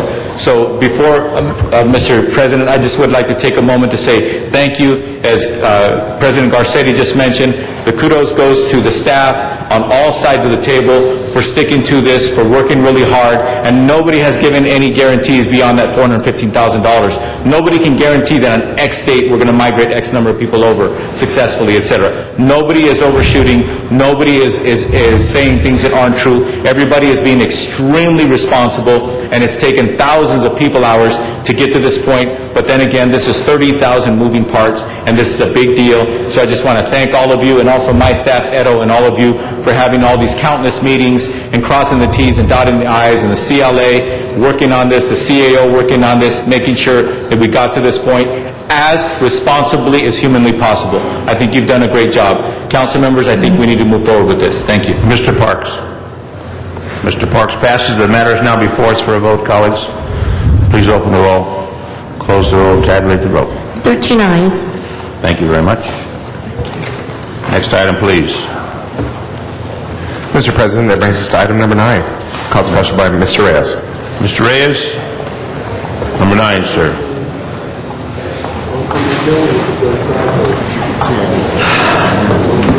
Good afternoon, colleagues. Mr. Reyes, we do have cards on this matter. Well, let's do 1 minute each, please. All right, 1 minute each. She's already had public hearing, and I know they've been waiting. I want to thank them. But let's do 1 minute for each card. Donald Keller. Donald Keller. Followed by Wendy Rosen. 1 minute, sir. Thank you for this opportunity. My name is Donald Keller. I live at 808 North Kenter Avenue.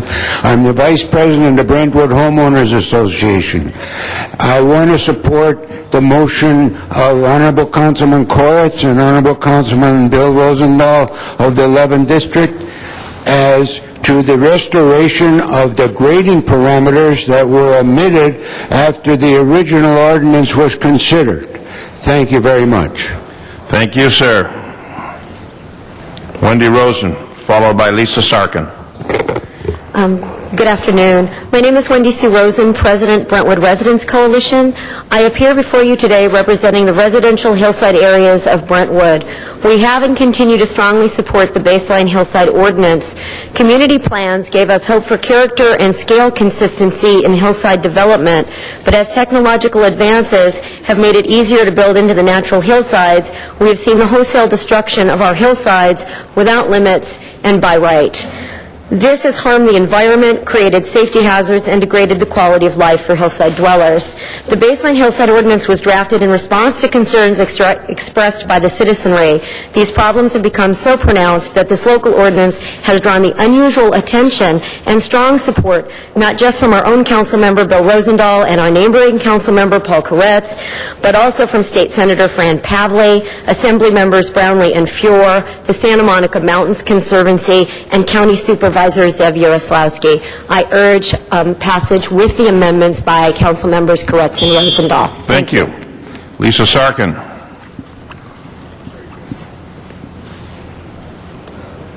No Lisa Sarkin? Robert Anderson. Robert Anderson. Bob Anderson, 4050 Woodcliff Road, Sherman Oaks. I chair the Sherman Oaks Homeowners Association Hillside Committee. We've worked for 2 years on the baseline hillside ordinance. We strongly support it.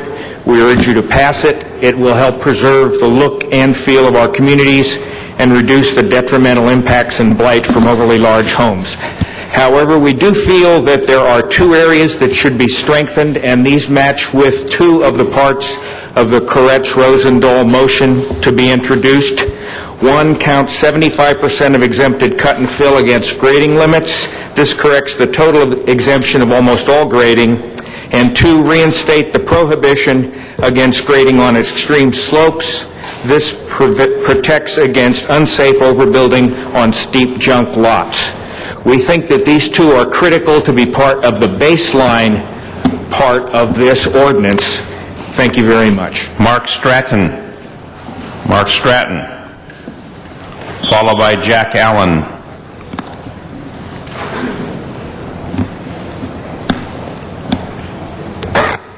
Mark Stratton, Bel Air Skycrest. I'm here to support the ordinance with the amendments by Koretz and Bill Rosendahl.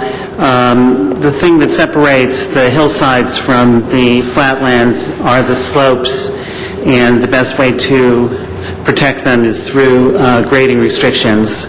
So with the reinsertion of those grading restrictions, I believe that the measure before you will be great. Thank you. Thank you. Jack Allen, followed by Steve Weber.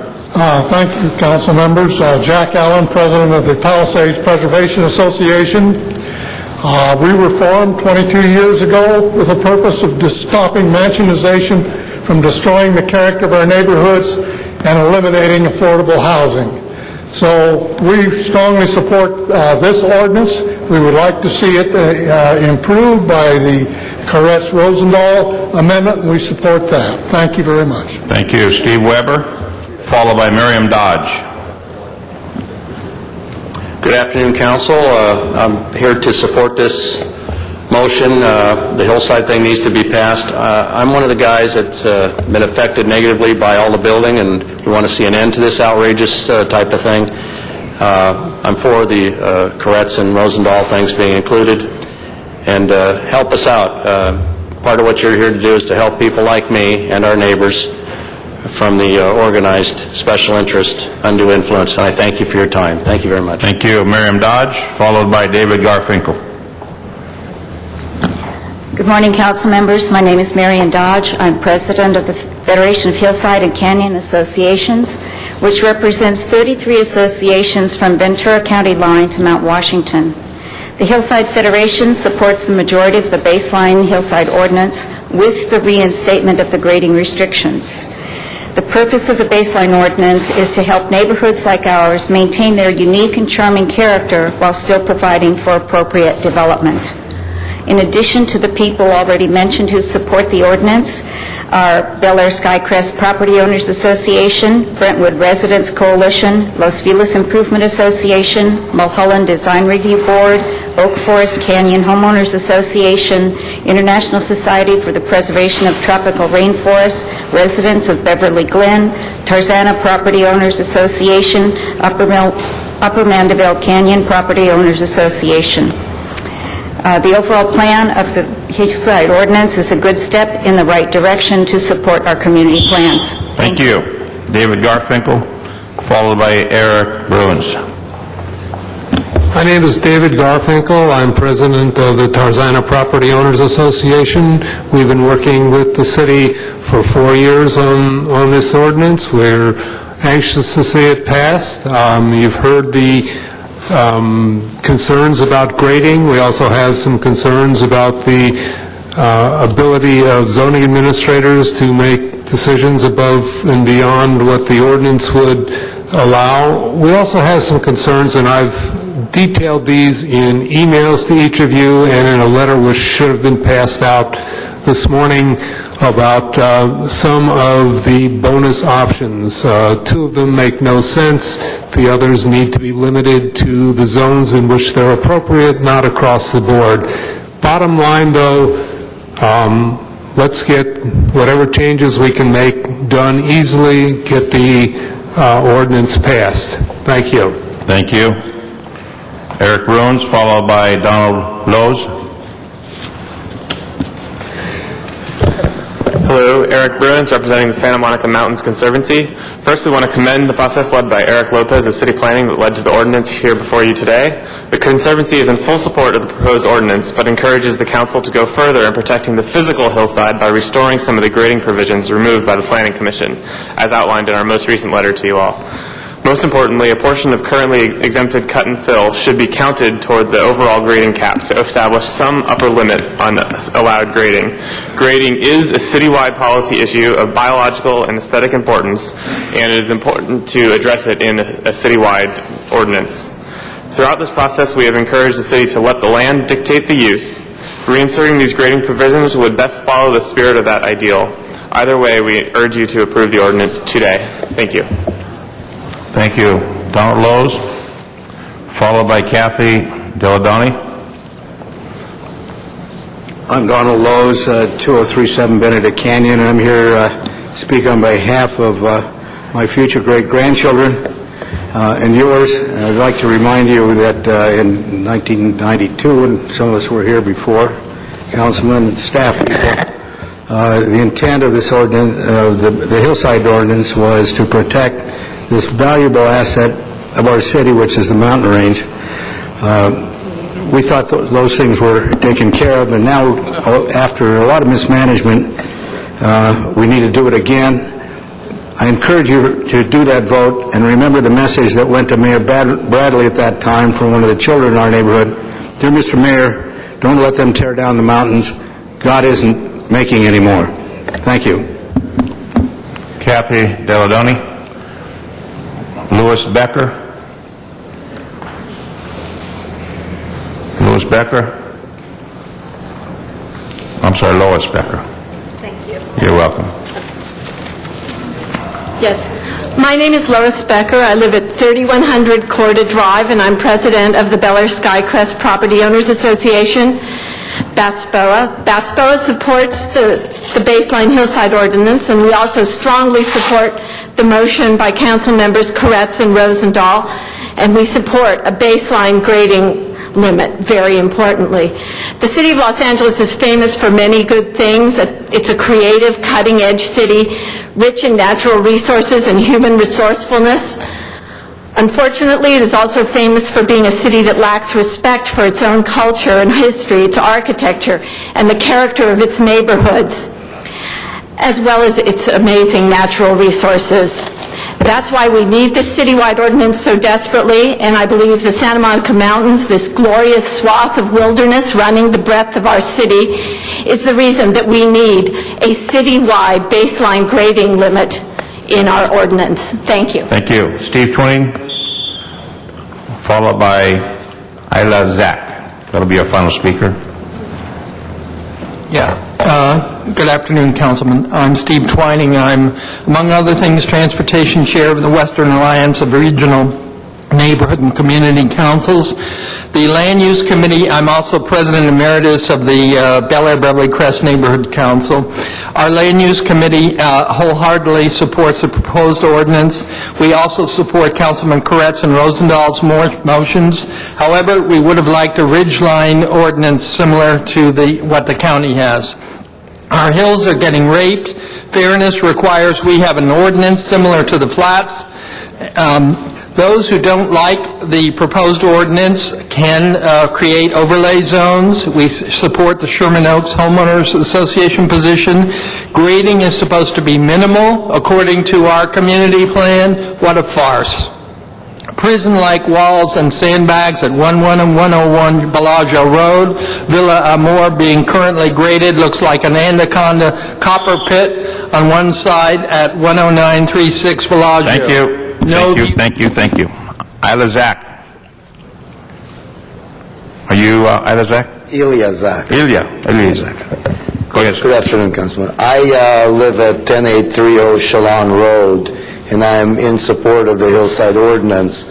But I was trying to get a development permit from planning, and one issue that the Hillside Ordinance does not address is the issue of agricultural zones. They don't allow you.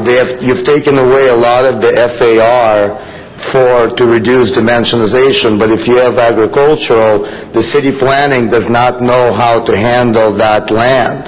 That land is being paid for by the taxpayer, and by all means should be allowed to be used as part of the FAR for the size of the property.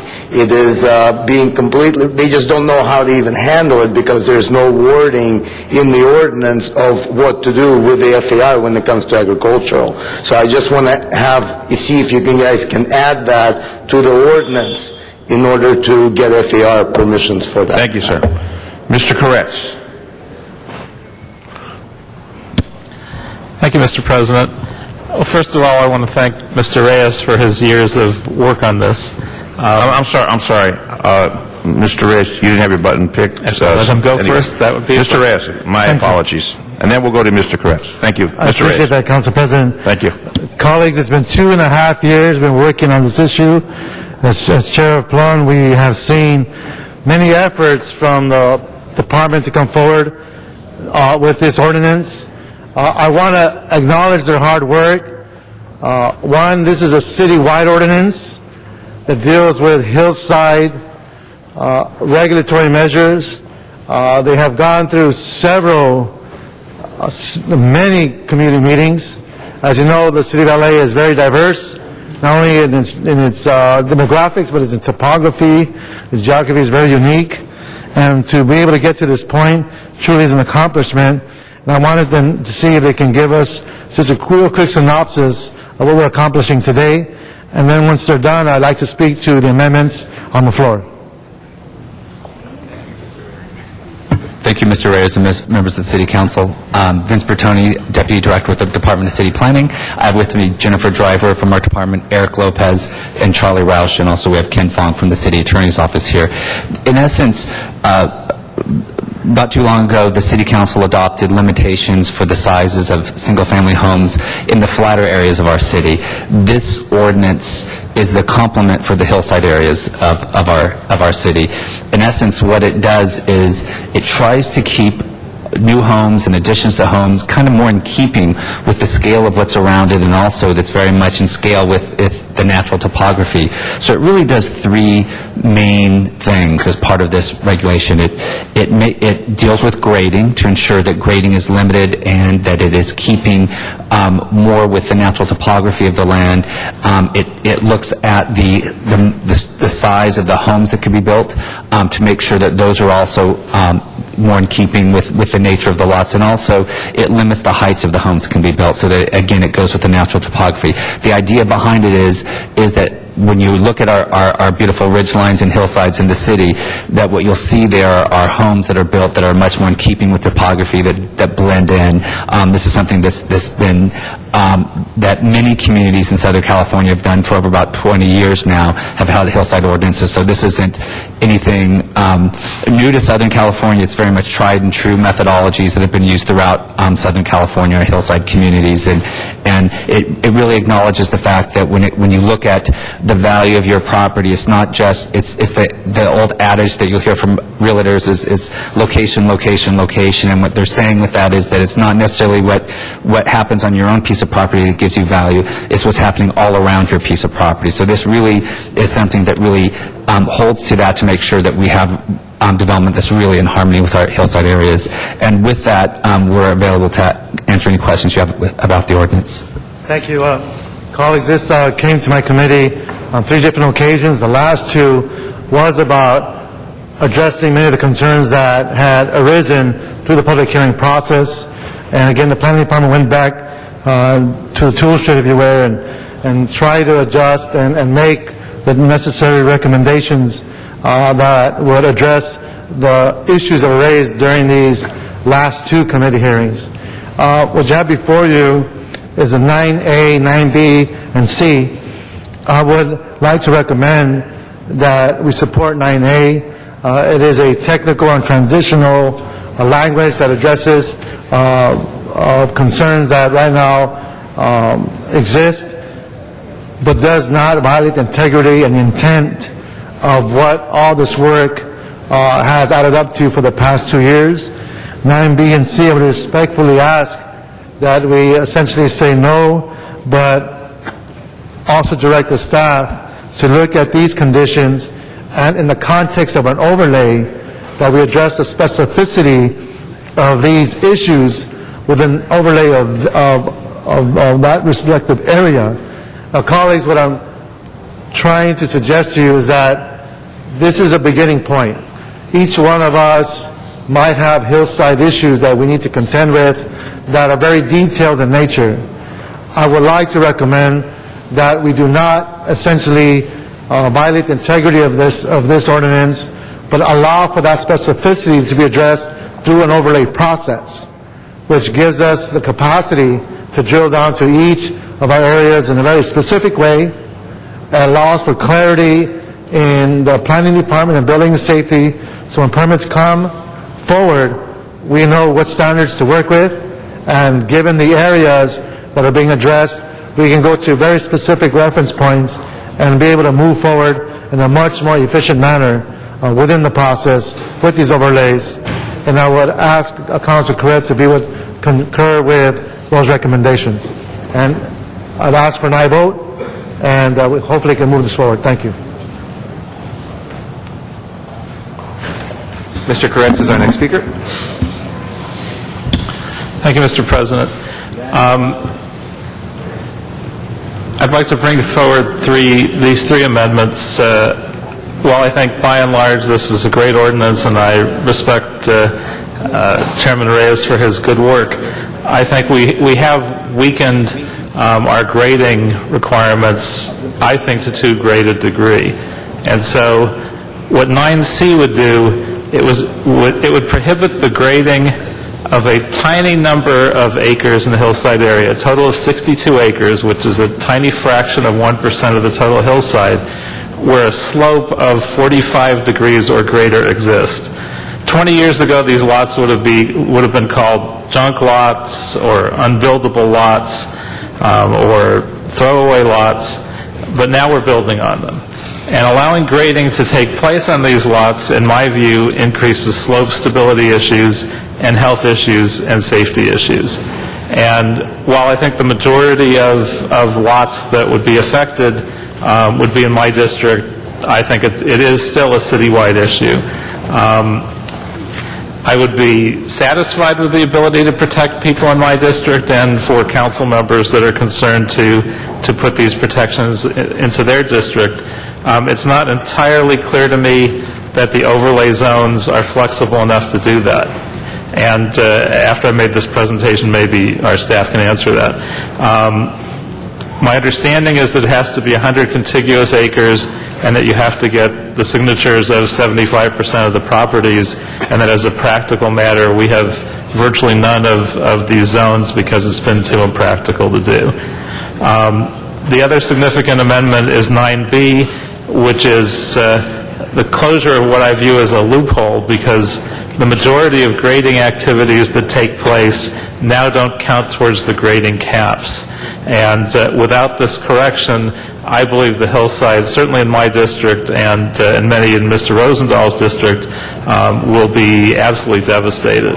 And so I want to be sure that we haven't weakened the grading regulations too dramatically, and if we have to do it through overlays, that the overlays are practical to address those two issues in my district and for other council members that have significant numbers of these lots and similar problems. Mr. Huizar. That was a question. That was a question. I'm sorry. After the question is Mr. Huizar. Thank you. Thank you, Councilmember Koretz. And just start off, and I'd like to have Eric Lopez follow up on the answer, but those are some good questions about the overlay zone. Now, the City Council through motion can initiate an overlay, so you don't necessarily need to have the signatures of the 75%. So that, if the concern is that's a cumbersome process to at least start, then we don't have that. I do believe, though, we have to have the 100-acre requirement. I'd like Mr. Lopez to kind of go through some of those requirements. Yes, for the record, Eric Lopez, City Planning. Essentially, there's two ways to initiate this. There's a private application method that does require the 75% signatures, and then there's the city-initiated way that requires whatever level of support, like, let's say, you would feel comfortable with. Mr. Huizar. But in terms of, the 100 acres, that is a requirement for an overlay, but they don't have to be entirely contiguous. They just have to be near each other. The provisions are actually there. So you can have pockets sort of spread out a little bit more. But in terms of what can be addressed by it, definitely the 100% slope, I'm not exactly 100% sure how that could be done, but definitely the level of exemption through, I would interpret that we're talking about exempting 100% of it, so that exempting a different amount of that is a possibility. So, yeah. And Mr. Chair, I can't see if you're there or not. the TV screen, but I'll just ask the second question, which was, what about these two issues? What are your responses to concern about the building on the unbuildable lots and the removal of most grading controls so that they don't apply to the cap? Charlie Roush, Planning Department staff. One of the issues, and this is from the Department of Building and Safety, often you have a 100-degree slope. The slope that you're referring to are on old lots that were graded previously for roads and the like, and it's not 100% natural slopes. So some of these are created already, and therefore you'd be penalizing private property owners for previous grading that occurred on their lots. So that's a major problem with that language right there. Mr. Chair, I don't think I really got an answer, because the question is the safety issues, et cetera. So whether it's fair or not if somebody put a road in 60 years ago and created it, my question is the impacts of building on what were considered unbuildable lots for stability and health and safety reasons, and the impacts of very significant grading and not including that in the cap. I would, to answer that again, Eric Lopez, City Planning, I guess the most direct method to deal with the safety issues would be during the review of the reports and how the work was being done. And not necessarily the presence of activity on the 100% slope that would cause the problem necessarily, as it is like how it's going to be planned and implemented. So in terms of the dealing directly with the concern regarding safety, perhaps it's a different solution to that would be ideal. Unbuildable lots? I'm sorry, unbuildable lots? Well, legally speaking, maybe I can't really answer that, but in terms of we don't want to end up in a regulatory taking scenario, so in terms of that term, there can't be such a thing as that necessarily. If somebody meets a certain level of safety and their zone single family, they're entitled to build a single family house. It doesn't necessarily guarantee them what they initially envisioned them doing, which is what this ordinance is sort of taking care of. But, unbuildable lot is kind of a vague term, but maybe I'll let... I don't know unless I covered that. Do you feel answered, Mr. Kretz? Not really. Well, why don't you press your button again, and we'll come back to you. Mr. Weezer. And thank you for trying, Mr. Grishay, to get me on the board. And I want to thank all of you for the work you've done, and I want to thank the advocates who've been steadfast on this. I know there were a number of community meetings that have been held. We initiated one of these in the Northeast Hillside area, along with myself and Councilmember Reyes. We were really thrilled when it finally got passed, because we had seen sometimes unsafe and sometimes reckless development, and we wanted to preserve the aesthetics and the safety of our hillside communities. I understand that this ordinance does not affect, although it's citywide, it does not affect the Northeast Hillside ordinance, correct? Correct. And are we ever going to come back and look at the Northeast Hillside? Is there a time that we come back and see what worked, what hasn't worked? Because you took some things from the Northeast, and others you said you could do better, and we're looking at the Northeast one now and saying, hey, we would like to see some of the new citywide ordinances in ours, and how can we do that to come back and kind of see what's working and meld them? And we can do that. We could do what may be most effective is we can get once we get the citywide hillside ordinance up and running, we also had another hillside ordinance that went in the Oaks area in the Hollywood Hills. So we can have three different, I guess, models to look at after a while to have to do an evaluation. So what my suggestion would be is that we have this up and running a little bit, we have the Oaks up and running, we have the Northeast Hillside ordinance up and running, and after a period of time we could look at the effectiveness of all three of them, because there's some things that they do in common and there's some things that they do differently. In fact, as we prepared this ordinance, we actually compared the effectiveness in some aspects of Northeast to to the Oaks. And that helped us kind of guide us in terms of how to write parts of this ordinance. So I think that's a very good point, and that we should maybe be approaching that in the next year or so. Okay, great. Well, thank you. This is a long time coming, and I think it's a good thing not only for the people who live in the hillsides, but also for the city as a whole. It's smart development, it's safe development, and I look forward to a further conversation at some point on your queue as to when we could have another conversation and learning from all these different hillside ordinances, the three that we have. Great. Thank you. Mr. Rosendahl. Thank you, Mr. President. First, I want to thank the community members that came up and spoke. I know you've been actively involved in all the community meetings that took place. And when I began to see the name Eric Lopez in a positive way, that began to say to me, you guys here at the table have been listening to the community people. My folks in the Palisades and in the canyons and in Brentwood and up in Mountain Gate and in all the mountain areas there, this is a big deal. And we've been very much interested in wanting protection for our views, a protection for our way of lives. And they came to voice support for the process we went through. So I just want to thank you for the process you all did of bringing in the community, all four of you, for doing it, and my community peoples are applauding you right now. All right, give me the Reader's Digest high points right now of what this ordinance will do for us in the Palisades, the canyons, Brentwood, Mountain Gate, and all the hillsides from the Palisades to Eagle Rock. What it does for the first time is provide some protections in place that ensure that when new homes go up or when there's significant addition to homes, that those are really in keeping with the natural topography of the area. And what it does is it limits a few things. It limits the amount of grading on a particular piece of property so that it's more it more conforms with the natural hillside. It limits the size of the home that can go up, and it also limits the height and ensures that the size and the height basically follows the hillside instead of being opposed to the hillside. So it doesn't stick out as much, that blends in more.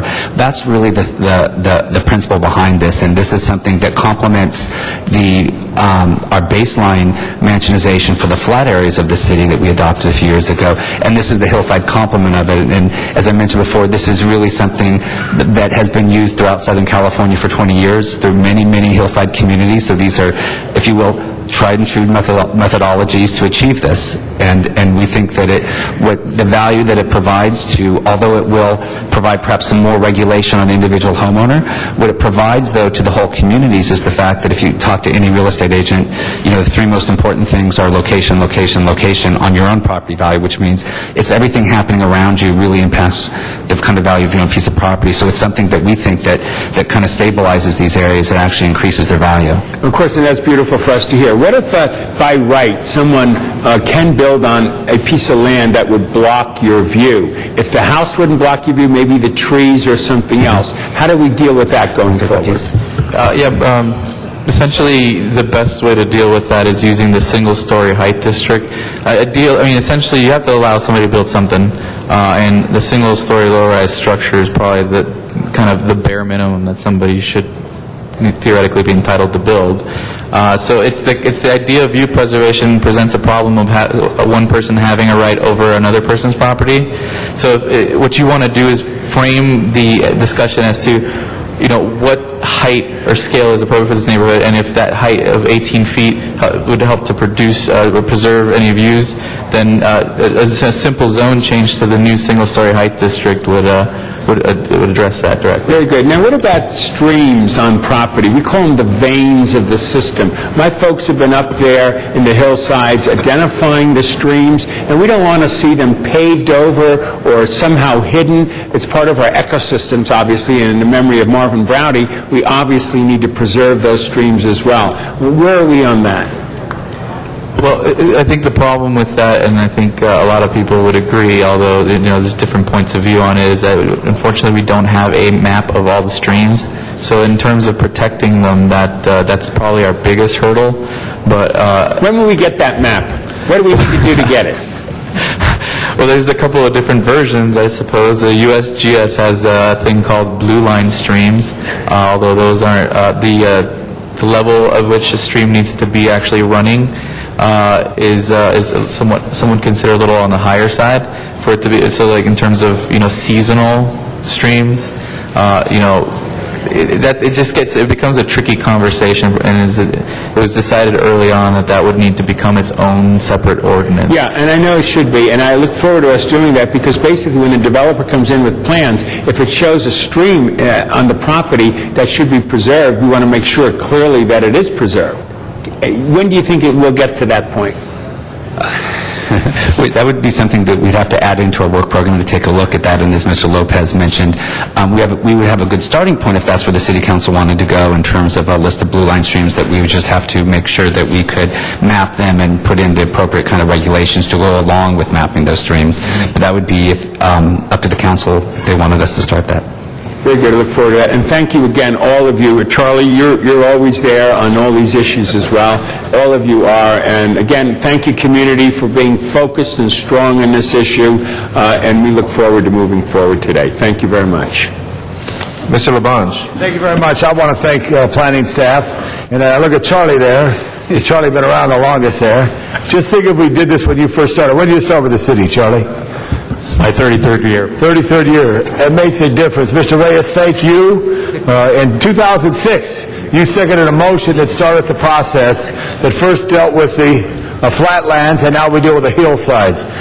Mr. Rosendahl, you spoke of the late, great Marvin Browdy, who was the father of the Santa Monica Mountain System. Santa Monica Mountains, I thought of this morning, Mr. Reyes, when I took our Mayor Barry from Albuquerque to the tower as we looked out to the cornfields and to the area where the Los Angeles River comes into the Arroyo, and then the San Rafael Hills, the El Sereno Hills. All of that is so important to the system. This is a great start. Nothing's perfect in this world, but it's a start that should have happened a long time ago. And members, I could tell that the fight is because of past fights that have been here. Here you have the community, the voices for the community here, and those who may be in opposition aren't here. I did get emails from some realtors who questioned this. And I thought it was somewhat selfish of their questioning it, because there's nothing like preservation. You have an architect who takes what the assignment is and build it into the land, not take the house and drop it on the land. And the only thing I wish we did before, as a representative of the hillside area, like on the Mulholland specific plan area, is that we had a longer, wider setback. Where the homes were built off the street, because so many people walk and run and ride their bicycles, yet the public access is so narrow. And even that would have pushed back those obtrusive walls that hello walls, remember that Phil and Husky, I think it was, hello walls, and he talks about that. All that walls is a neighborhood. And I think now we have a way to create neighborhood, and I think it's real important. I do want to thank you, and also, Vince, what you talked about earlier, which is worth protection, which is so important. Natural hillsides. In some hillside area, especially in the older parts of the city, when they graded it as it went. Now they grade it as if they're putting it in the 405, and we don't want that. I think it complements it more, and the regulation will allow it to happen, so it's stabilized area. I want to thank the Hillside Federation and all the neighborhood associations and councils that had a long voice in this, and look forward to whatever steps are necessary to continue to look at this in a way that enhances Los Angeles. There's nothing like the city of Los Angeles. We're blessed from the ocean all the way up to the San Gabriel Mountains, but to protect them are real important, to look at that as we continue to enhance our city of Los Angeles. Thank you, Planning Department. Thank you very much. Councilmember Koretz is next. Well, I'd try my best to come up with some sort of a compromise that works on some of these. On 9C, and I'd ask Mr. Reyes to give his response, because I want this to work for him. Whether we could do this but eliminate the man-made grading incidents and limit it to natural grading problems that are over 45 degrees. I think that would be still a significant number of these very few lots that are in this circumstance, and would still provide a significant amount of safety protection. If that doesn't work, I have a secondary option, but I would ask you what your response is on that. Well, I'd like to defer to the staff, because again, they're the ones that were drilling down at all these committee meetings. They're the ones that were able to come up with the language that reflects a consensus building process. We are suggesting the overlay option, because you could initiate that, Councilman Koretz. But on 9C, they said that the overlay might be problematic and might not be workable. Again, I'd like to defer to them to deal with those technical solutions from an administrative process. But let's hear what they have to say.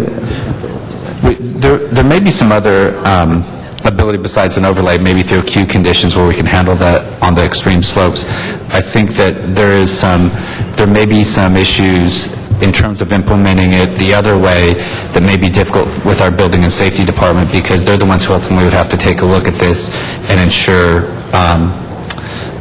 that it's implemented in the correct way, and that we would want to actually have to consult with them if we're actually going to change the regulation, because ultimately they do the plan check, and there may be some difficulties in that. So one way to do it without having to travel down that path is to allow that through, I think, motion 9B can be done through an overlay, and 9C perhaps through queue conditions.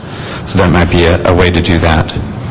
And one other suggestion, perhaps as a fallback on 9C that could work citywide, would be to just make some safety changes to require deputy grading inspectors and the most stringent geotech, soil, and slope stability analysis for the slopes that fit in that category. What would you think of that as a possibility? That wouldn't prevent building on any of these lots, but it would guarantee a little more certainty in terms of safety. Okay, I think one thing I'd like to do is, if there's a representative from Building and Safety who may be able to come up here, I just want to make sure that they would ultimately be the ones who would be reviewing the report, so that they would understand and make sure that that is something that they feel that they can implement. Pass around your C language. Is that what? This is one. Right? Thank you, Dana. Yeah. I think it's Dana Prevost with the Grading Division of Building and Safety. We wouldn't have a problem. I believe the two recommendations were for grading deputy. I couldn't hear that. I'm sorry, the two recommendations you had were for grading deputy on grading on extreme slopes. Yes, a deputy grading inspector, and stringent geotech, soil, and slope stability analysis. Yeah, we would have no problem with that. We can certainly implement that. Would that be within the context of queue conditions, or is this language we want to introduce to the ordinance? I just want some clarity here. I believe that would be in lieu of a queue condition, correct? So in lieu of putting a queue condition for 9C, I believe that there would be that additional language. That seems as though it's something we can incorporate into the proposed ordinance. And that would guarantee safety in all these cases and not be as much of a concern at that point in any of the city. I'm sorry. At that point, it wouldn't necessarily change the provision. It would just make sure that what is built on the 100% slope is safe. That's the goal, right? Right. I believe that's something we can do that would still be consistent with the City Planning Commission action, but we'll have to look into it. If that's workable, I'll pass around an amendment, a substitute for 9C.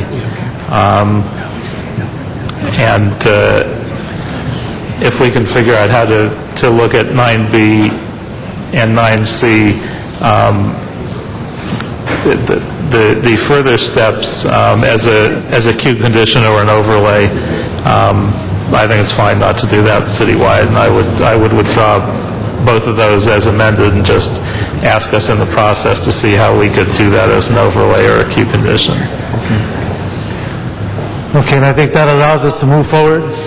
So we can do 9A with a transitional technical change to B and C. If we could direct the planning staff to come back with an overlay that folds in the queue conditions that would address the concerns that are being raised by Councilman Koretz. And then also a substitute in addition to 9C that made the suggestions on improving safety, as was just discussed. And if I understand the motions correctly, 9B would be achieved through overlays, and 9C, I believe, through modification of the grading, talking about the more stringent grading review. Well, I would like to ideally do it as a two-piece item, the citywide element being the improved safety and an ability to use a Q condition to go further in the areas where it might be needed. Okay. So are we comfortable with that? Because again, yes. Does this keep what we have been working through for 2 years intact? Yes. And it can be applied citywide? Because we have options to go with overlays, correct? Yes. Okay. Thank you.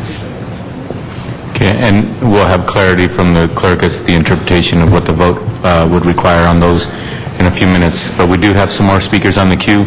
We have Council President Garcetti for the first time. Okay, no. No, I know, I'm just reading the Reyes and Labange. Did you want to close, Mr. Reyes? I'd like to close if we can. Okay, so we'll take Mr. Labange first, and then Mr. Reyes. Yeah, I just, since we only have 11 members, we have a week. If there's any way to enhance everybody's vision. Mr. Reyes, obviously the Planning Department, Mr. Correx, Mr. Rosendahl, so important. So if there's anything that we could come up with, add to it, but we've got a week. So, thank you. Just for the record, the ordinance is not before council right now. These are just requests. Wait a second. That's not like you, Mr. City Attorney. You're usually more efficient than that. Okay, the last speaker on the queue is Councilmember Reyes. For point of information, when is the ordinance going to be here? Before recess? Everybody looks at the city attorney. Before, I know, but I will work on it as soon as we get it. Say it again? I will work on it as soon as I get it. Okay, so potentially could we have it before recess, or do you think it's going to be in September? No, I don't know. That may be a little optimistic. Got it. All right, thank you so much. Thank you. Okay, Councilmember Reyes. Thank you, Council President. No more interruptions, please. Thank you, Council President. I'd like to move, again, the Planning Committee report with the recommendations where we address the concerns raised by the various amendments in supporting 9A and B and C. Essentially, we can move forward with understanding they are directives to the department to begin the overlays to address these specific issues with required conditions. Okay? Mr. President, for clarification, before us, item number 9, with 9A, with the following amendments to, 1, require building and safety to increase the geotechnical analysis and reporting requirements to the most stringent level possible, where slopes are greater than or equal to 100%. Require inspection by a deputy grading inspector paid by the applicant, paid by the applicant, which states that section 91.1701.1 of the LAMC requires the use of a registered licensed deputy inspector for certain grading or foundation earthwork in hillside areas. And 3, to require that the Department of Building and Safety not give categorical exemptions to properties with slopes equal to or greater than 100%, since the issuance of ACE without some other form of mitigation eliminates the notification process to stakeholders. No, those are details that can be worked on through the overlays. So I just want to be very clear, what did we agree upon at this, can you please clear that up, Vince? Yeah. I mean, I think that we wouldn't be writing CEQA into an ordinance in terms of CEQA procedures, so that is done through our CEQA guidelines. So just to be clear that 9C would deal with the more stringent level of review for the grading, and also for the ability to put Q conditions on those extremely steep sloped properties, and we'll handle that when we bring back the final ordinance. And 9B would be through overlays. Okay, so to be clear what we're voting on, we're supporting 9A, B and C we're saying no to. We want to direct the department to implement queue conditions and overlays to address those specific issues. So is that clear enough? Yes. Mr. Koretz?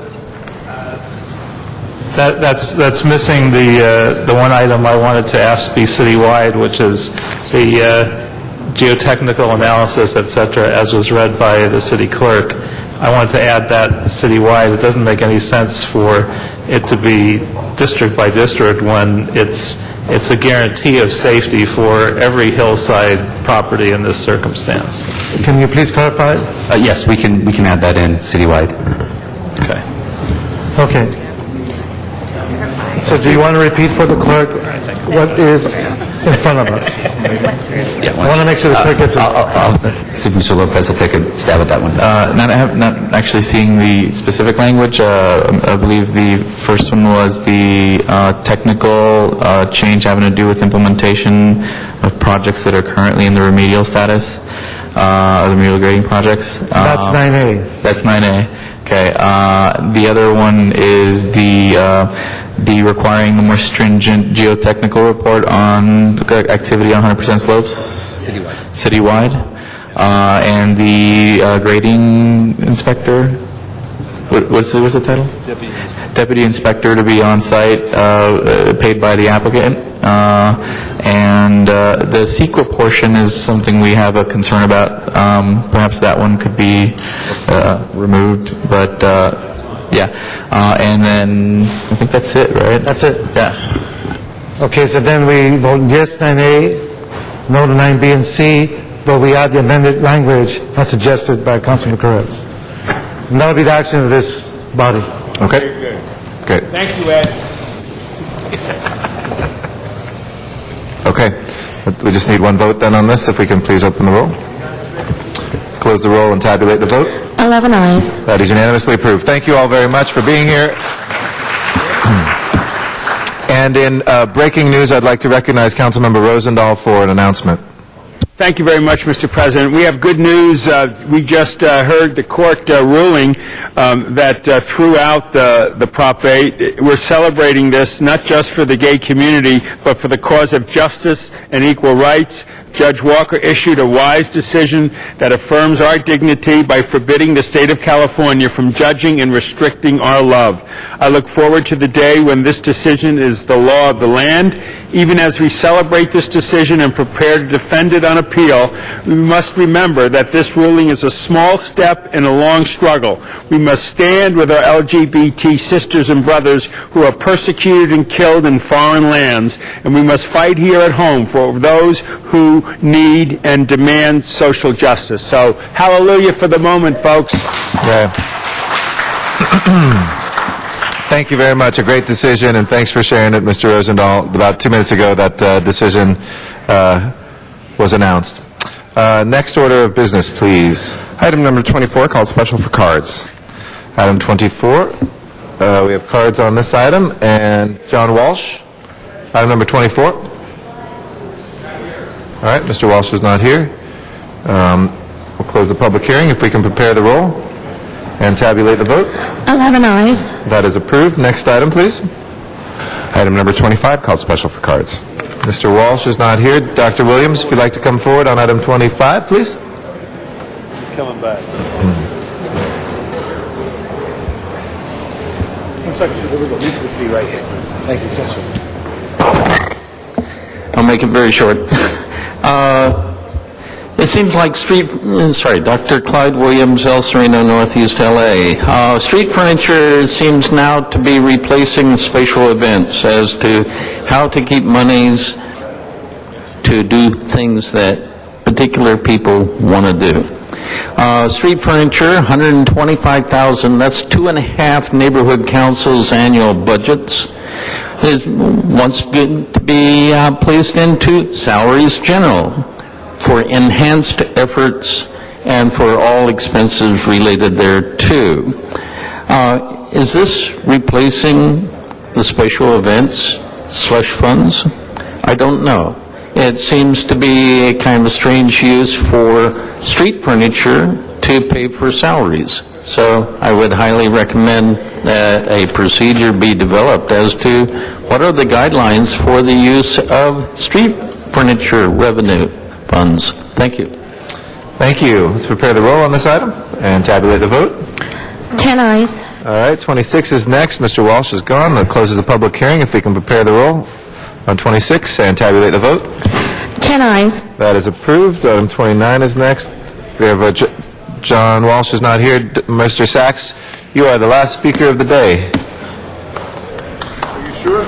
Not the last word from Mr. Sachs, but the last public word is yours, Mr. Sachs. Make it count. All right, thank you. The reason I held actually this item 29 was the part here, item number 7, where you're looking at hearings held in accordance with Section 142 of the Internal Revenue Code of 1986 as amended.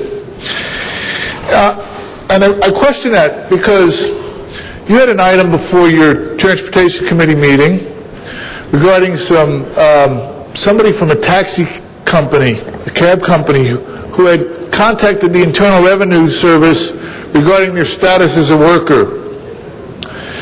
And the Internal Revenue Service ruled that they were indeed employees of the cab company. Yet nobody's acted on that. And so my question would be is how you cherry pick what codes or what sections of the Internal Revenue Code you decide you want to adhere to, and what sections of the Internal Revenue Code you decide you want to ignore. The County Board of Supervisors and the MTA do similar things with the state codes and state legislation, and I refer specifically to the creation of the Blue Line Construction Authority, and now that it's the Gold Line Construction Authority. Yet state code said it was created as the Blue Line Construction Authority, and it's cherry-picked. So this idea of cherry-picking what you want to do and what you want to adhere to just doesn't seem to hold water. So for the public's benefit, maybe the city council attorney could clarify exactly how the cherry-picking is legal and how the public can benefit in the same regard. How it can cherry-pick what it wants to choose to adhere to and follow. It would certainly would be... Thank you, Mr. Sachs. Educational. Thank you. Educational indeed. Thank you. Mr. Parks. Thank you, Mr. President. I think we can deal with this very quickly. This has gone through the ad hoc committee, and there's two pieces of this project. Item one is $179 million that deal with recovery zone economic development bonds. The list of projects are attached to the report. The second one is two projects, and that would be approving the Exhibit A2 to go along with the committee report that will identify two projects that are eligible for the recovery zone facility bonds. And so we ask the committee report be approved and that Exhibit A2 be approved with it. Thank you. Any other members wishing to be heard? Well, with that added, as a motion, second, please open the roll, close the roll, and tabulate the vote. 10 eyes. That's approved. Next order of business, please.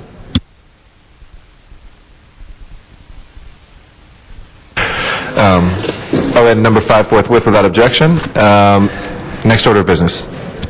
Mr. President, Council has motions for posting and referral. Those are posted and referred. Hold on. Next order of business. The desk is clear. Any announcement, colleagues? No announcements. Do we have any adjourning motions today? If I can ask everybody please in council chambers to rise for our adjourning motions.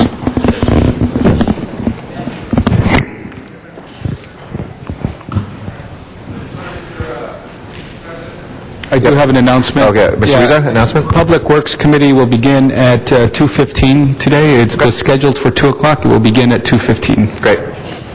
2:15 for Public Works. And I'd like to recognize Mr. Reyes for adjourning motion. Thank you, Council President. Colleagues, it's with a heavy heart I'd like to adjourn in the memory of Officer Martin Franco.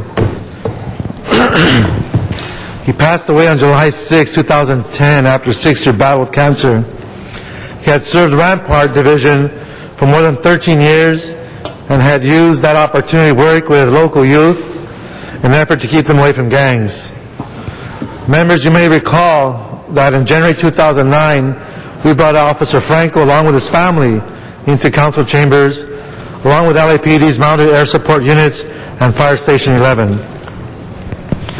It is at the request of the Franco family that we invited the air support units to publicly thank them for having helped Officer Franco achieve his hope of seeing the opening of the Rampart Station. I was as honored then as I am saddened today for the loss of such a good man. A fine officer, a caring father and a husband. And colleagues, when understanding his sense of mission and how he engages youth in this area truly was an inspiration for many, especially at a time when there was great doubt, hesitation. We needed to build confidence because of the Rampart scandal, that he stepped up and really went beyond what most officers actually do in areas as challenging as Rampart. So I really want to thank him and his family and thank him for his courage and stepping up the way he did, not only for our communities but for our youth. Officer Frank was survived by his sons Andrew and Anthony, as well as his wife Lupe. Thank you very much, Mr. Reyes. Are there adjourning motions, colleagues? If there are none, Mr. Clerk, will you please call the roll? We'll next be in session on Friday at 10 a.m. This meeting of the Los Angeles City Council is adjourned. Courage.